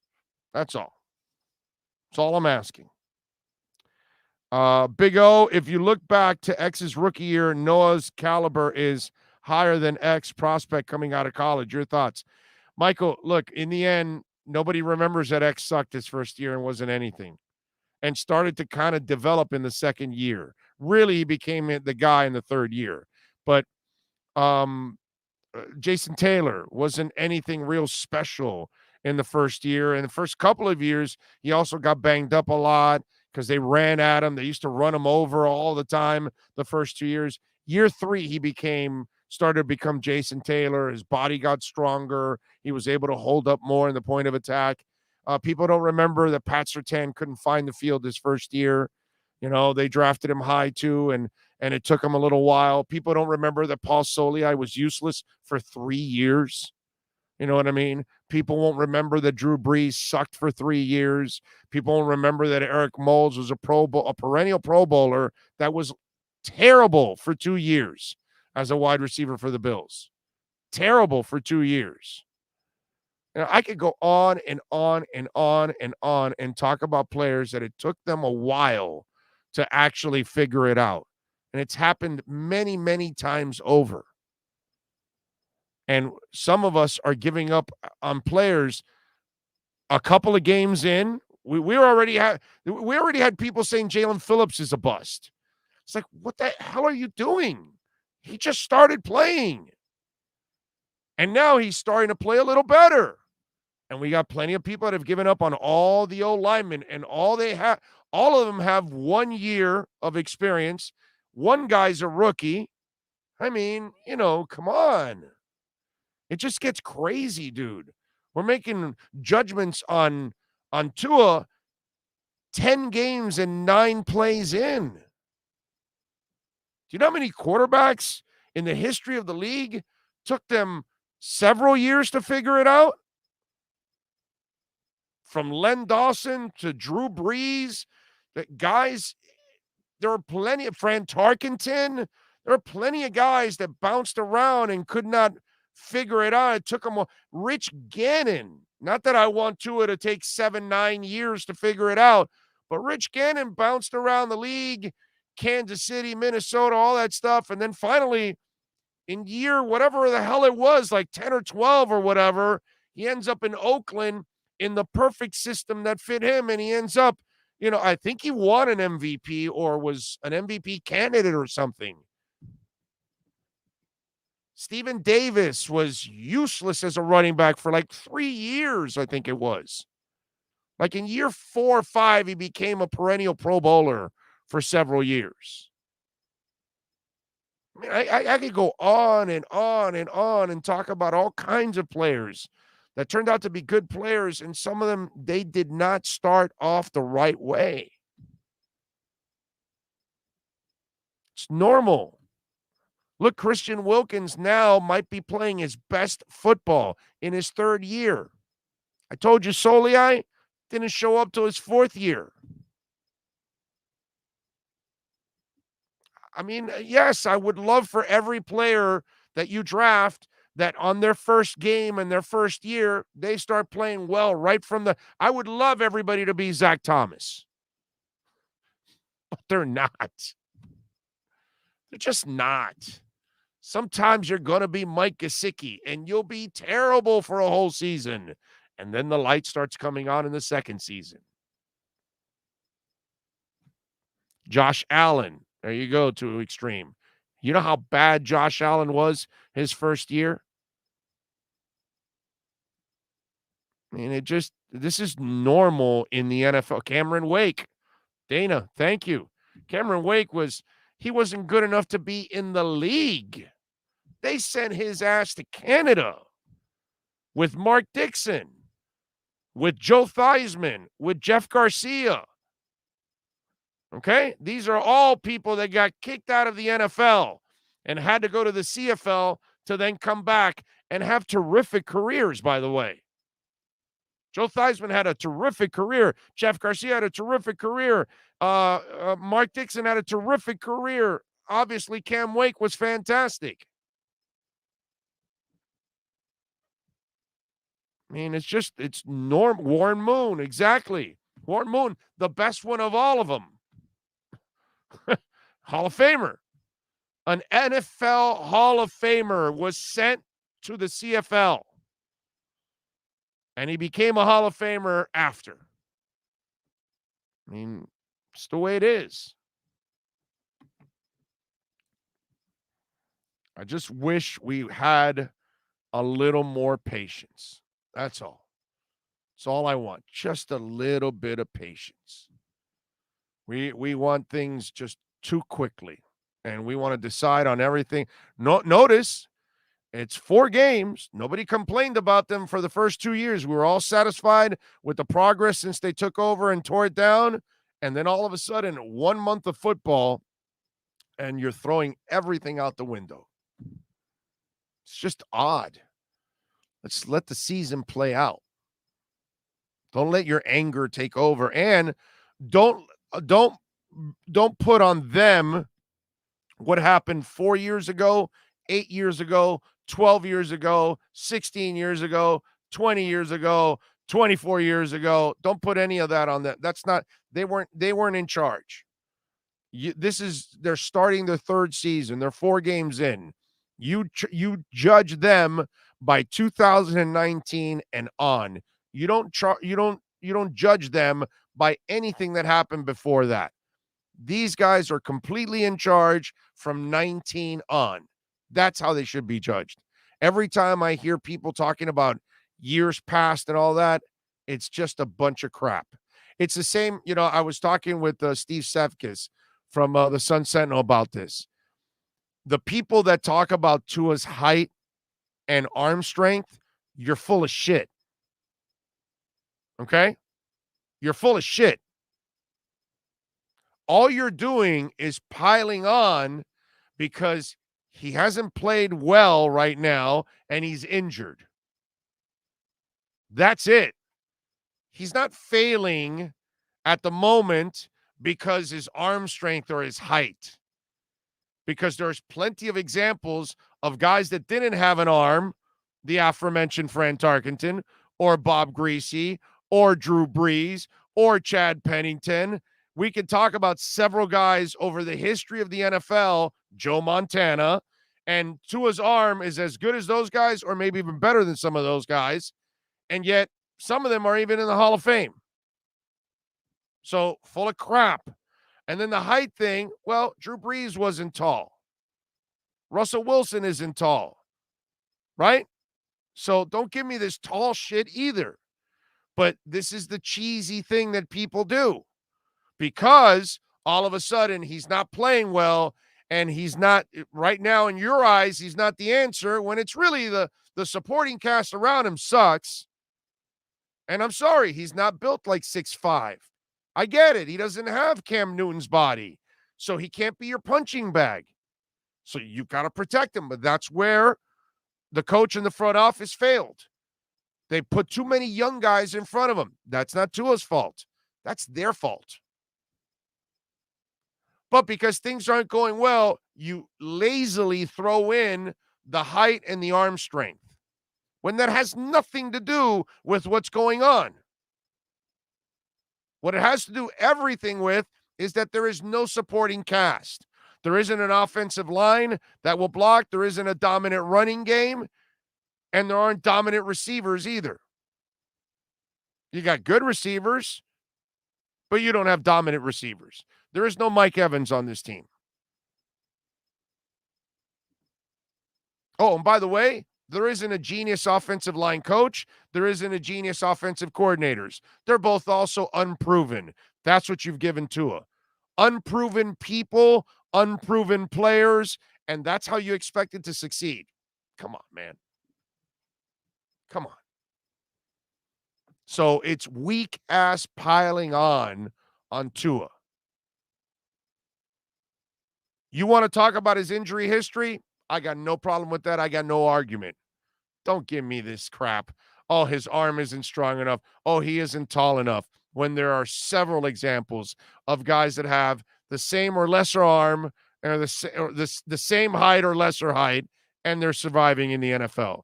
You could survive in the NFL. What he can't survive in the NFL is if he doesn't have a line to block for him, if he doesn't have a running back that can put some fear into them, if he doesn't have a great offensive coordinator that knows how to maximize the offense and knows how to put people in position on a consistent basis to succeed. That helps. When you don't have a great offensive line coach that's not used to developing great offensive lines, that's a problem too. It's a compounding problem around the quarterback.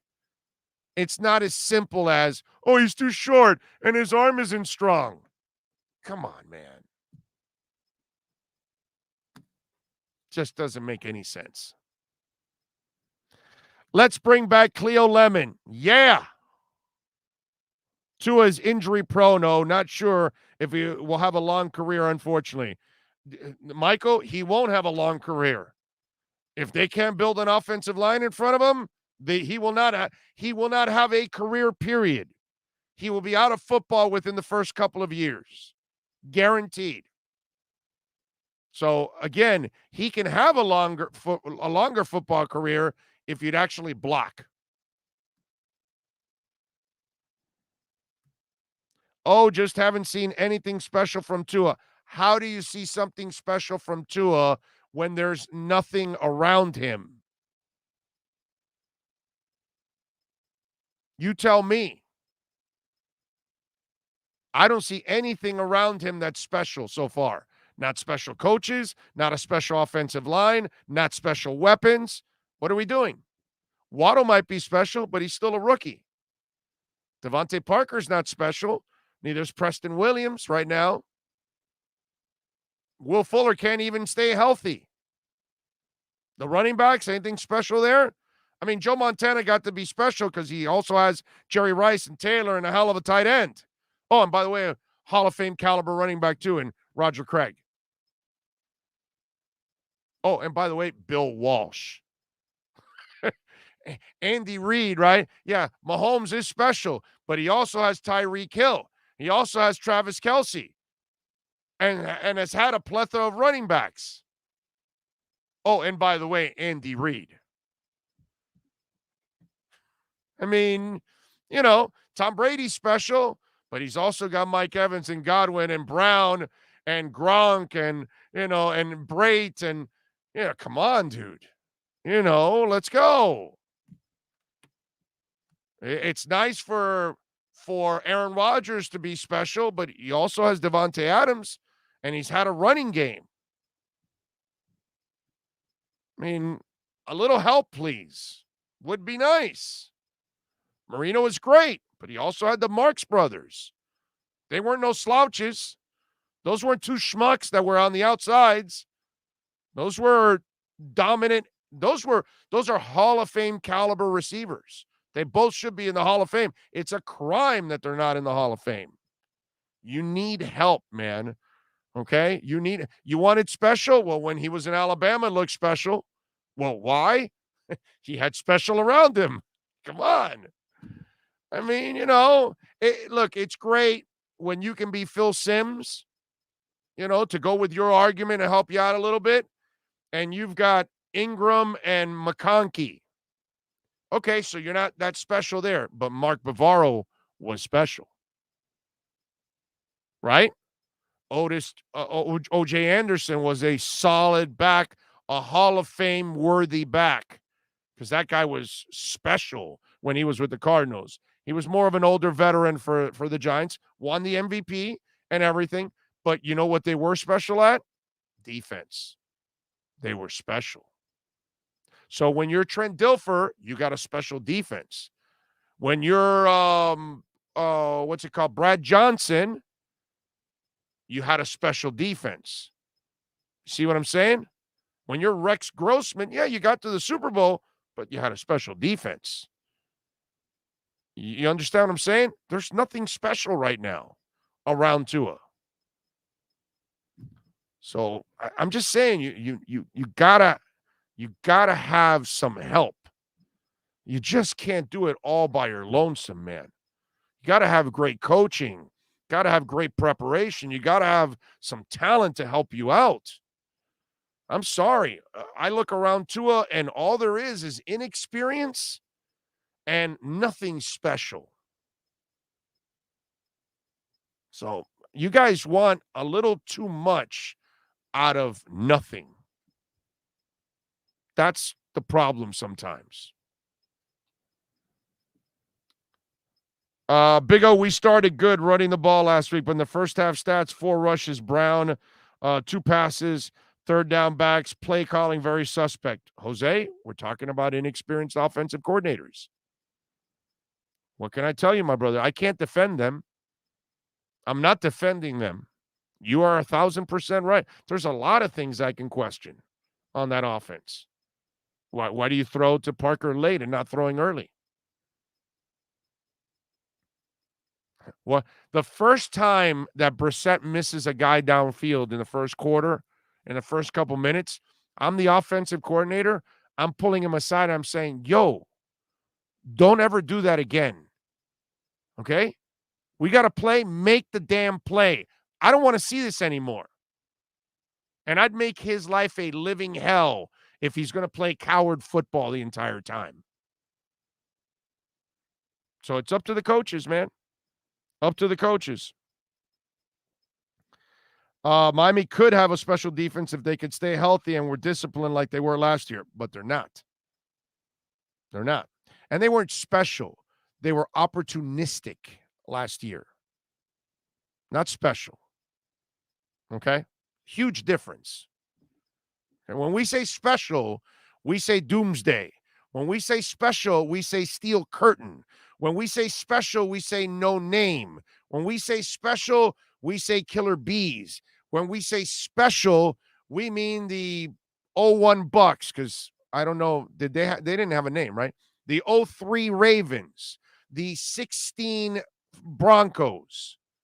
That's special.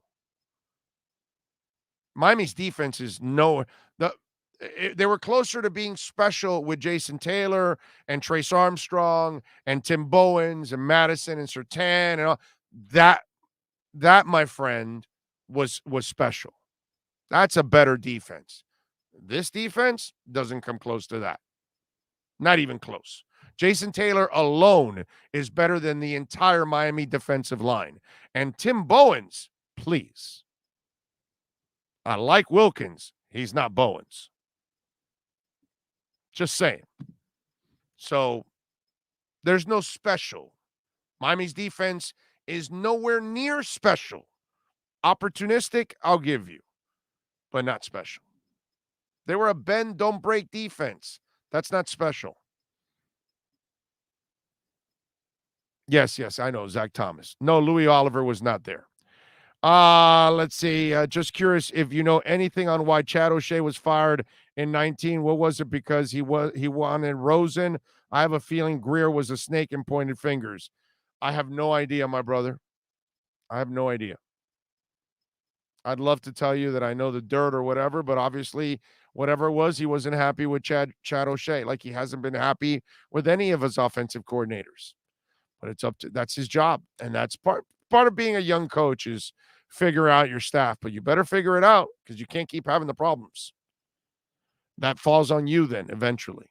You got to be able to put together a staff that can improve your team. All right. Move Jackson to guard, Ike to left tackle, sign Michael Schwartz to right tackle. Then you have a Pro Bowler with veteran experience to help out, and Jesse can go back to being a sixth man. We will see, my brother. We will see what they do. Who knows what the hell they're going to do? That's the $1 million question, my friends. Let me see. Ray Grullon, thank you, sir, for giving us a little love on the Cash App. I saw it there. Thank you. Let's see, what else do we have here? Let me check the Venmo also, because of course, Cash App or Venmo are two ways to make a donation to the show. Cash Big O Show, by the way. It's Cash Big O Show if you want to take care of us there and send in a donation. Always appreciate you all out there. Reed Sinnott would die behind this line. Most people would. Most people would. It's just the way it is, unfortunately. What else did I want to tell you guys? No, I had one more thing that I wanted to show you guys. Oh, did you guys see what happened at a just for you, Sean? AEW, right, is wrestling, correct, Sean? AEW? It's not just root beer, right? That's A and W. I know. It's not A. Okay. But the and kind of looks like an E, so it could be AEW also, that damn root beer.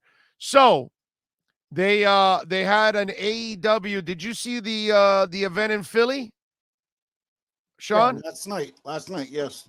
Okay. Did you see what happened last night? Not which part? You didn't catch it, huh? I'm not 100% sure. Okay, so this is in Philly, folks. Remember.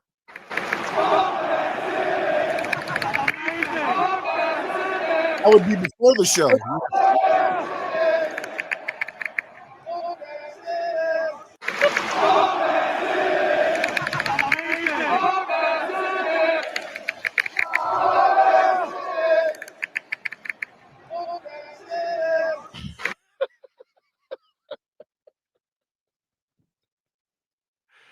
Oh, that is awesome, dude. F. Ben Simmons. Wrestling fans are a different breed. No. Philly fans yes. are a different breed. That guy now is hated by Philly fans. He's toast, dude. He's toast. Oh, I saw that video last night and I was just laughing my ass off on that. I was like, wow, this is so awesome. I got to share it with the folks out there. Yeah, most of the times they're doing the Ric Flair woo chants and everything else. I guess in Philly they just want to remind the team, hey, we're in the arena. Hey, by the way, F. Ben Simmons, okay? I thought that was awesome. Michael Cruz says Simmons should never play in the NBA again. Well, somebody's going to trade for him. The best part about this for all the other teams involved in all of this, if there's anybody that's really interested in Ben Simmons, the beauty is the price is going down by the day because the leverage has completely disappeared. Your fans don't want him. The players don't want him. Embiid doesn't want to deal with him anymore. The coach already said at the end of last season, and he can backtrack all he wants, but he said you can't win with a point guard like that. So Doc can try to backtrack all he wants and he can't get out of that. He said it already, and I'm sure Ben knows it. Plus, Ben apparently is locked in on missing the season. So there is no leverage for Philadelphia. They have to want to get rid of him just to want to get rid of the salary so they can open up the cap space. So they're not going to be able to even get a great player in return anymore. They are now going to have to seek out a bad contract that expires after this season. Think about that. That's how bad it is. They'll get, maybe somebody will give them a first rounder or something, a good team. So it's a late first rounder. They don't care. And that's it. But this whole 4 first rounders, this young player and that young player, and, no, not going to happen. Not going to happen anymore. So that's the one thing that there is no leverage anymore for the Sixers.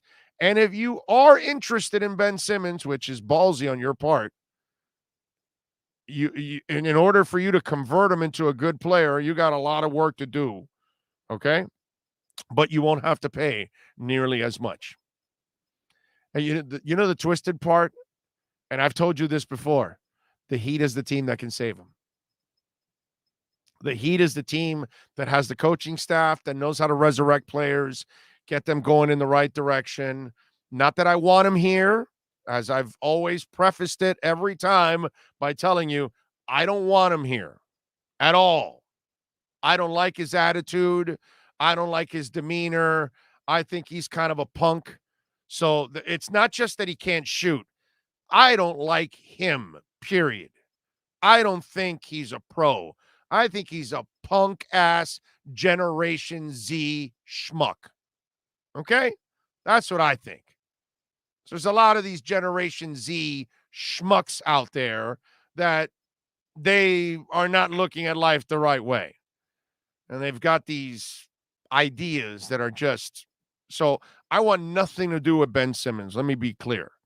But I have to be objective here, and I have to say that if there's a coaching staff that could get him and make him a player and give him confidence in even shooting, not threes, but mid-range, getting him to attack the hoop, 15, 12-footers, things like that, it's the Heat, bro. It's the Heat. I'm telling you. The Heat would actually fix him to a certain extent. Make him a threat again offensively. I mean, that guy should be impossible to defend. You're 6'10", you handle like a guard. All you got to do is work your way into the paint all the time, learn to shoot bunnies. It's over. You're going to shoot over everybody. And you're going to post up every fool that lines up against you at guard because there's no guards that tall. That guy should be able to become one of the most freakish things that you can see on the court, like Giannis. Giannis is not a great three-point shooter, but you can find ways to make him incredibly effective. Do the same thing with this guy. It's just you got to get the right coaching staff to reach him. Miami has that coaching staff. But I got to give the Philly fans a little love on that one, man. That was funny, man. That was really, really funny. NBA, a joke. Rather watch pickup game at a park. Owners hooking each other for income. Integrity of game is compromised. Game is what it is, dude. The turf at Veterans Stadium was stiffer than Urban Meyer during his lap dance this past weekend. That's pretty accurate. So were the bars in the jail too. They were probably pretty stiff too. Just got to make sure. And Milo says, "Ha ha, Generation Z schmuck." I love it, Big O. The world is crawling with these schmucks. Yeah, tell me about it. Ugh. Especially when you deal with them and you got to work with them sometimes. Oh my God. Anyway, we are out of here. We will see you guys tomorrow. We went a little longer than normal. We usually do 3, but you know me. Sometimes I just don't stop sometimes. I appreciate all of you out there, whether you donated to the program. Remember, Cash App or Venmo, Cash Big O Show. You smash the like button. Very important to smash the like button. That is incredibly important. Of course, follow us on Twitter at Big O Show. Email Big O Radio Show. Still looking for a salesperson or two to join our family, but you must have TV or radio sales experience. Reach out to me by LinkedIn, which some people are doing. They're reaching out to me by LinkedIn. I just wish they had sales experience in radio or TV. Email bigoradioshow@yahoo.com. You can reach out to me on Twitter at Big O Show. The DMs are open, so you can reach out to us. Many ways to reach out. If you do have sales experience in radio or TV, reach out to me. Would love to talk to you so you can join our family. Got to thank Sean Stanley. Excellent work by him putting it all together. Also, Joe Shad, Mike DeRocco, Ira Winderman, and, of course, Yves Sham from American Dream Lending. And remember, if you're looking for the right mortgage company, call my guy Yves at 305-992-5218. That's 305-992-5218. And if you need construction, there you go, right there. Right there, EJD Construction, baby. Whoa, Eric right there. 305-433-4843, man. Anything you need done in the home, right there. EJD Construct, right there. No, that way. There we go. Wham. EJD Construction. Eric is good people, man. Support our sponsors.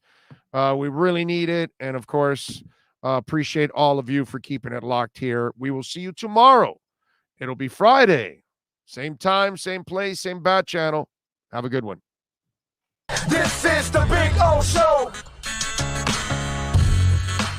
Sports fans love a place with great food, cold drinks, and TVs everywhere. That's why sports fans love Sports Grill and their 7 amazing locations. Check out the Bird Road location at 11481 Southwest 40th Street in the back corner of the West Bird Shopping Center. Sports Grill is also now offering some great employment opportunities. All kinds of positions are now available from kitchen to hosting. Call for more information at 305-485-8845. From wraps to salads to amazingly delicious specialty dishes, Sports Grill is the home to the legendary special grilled wings. Since 1987, Sports Grill, good food, good drink, and good friends.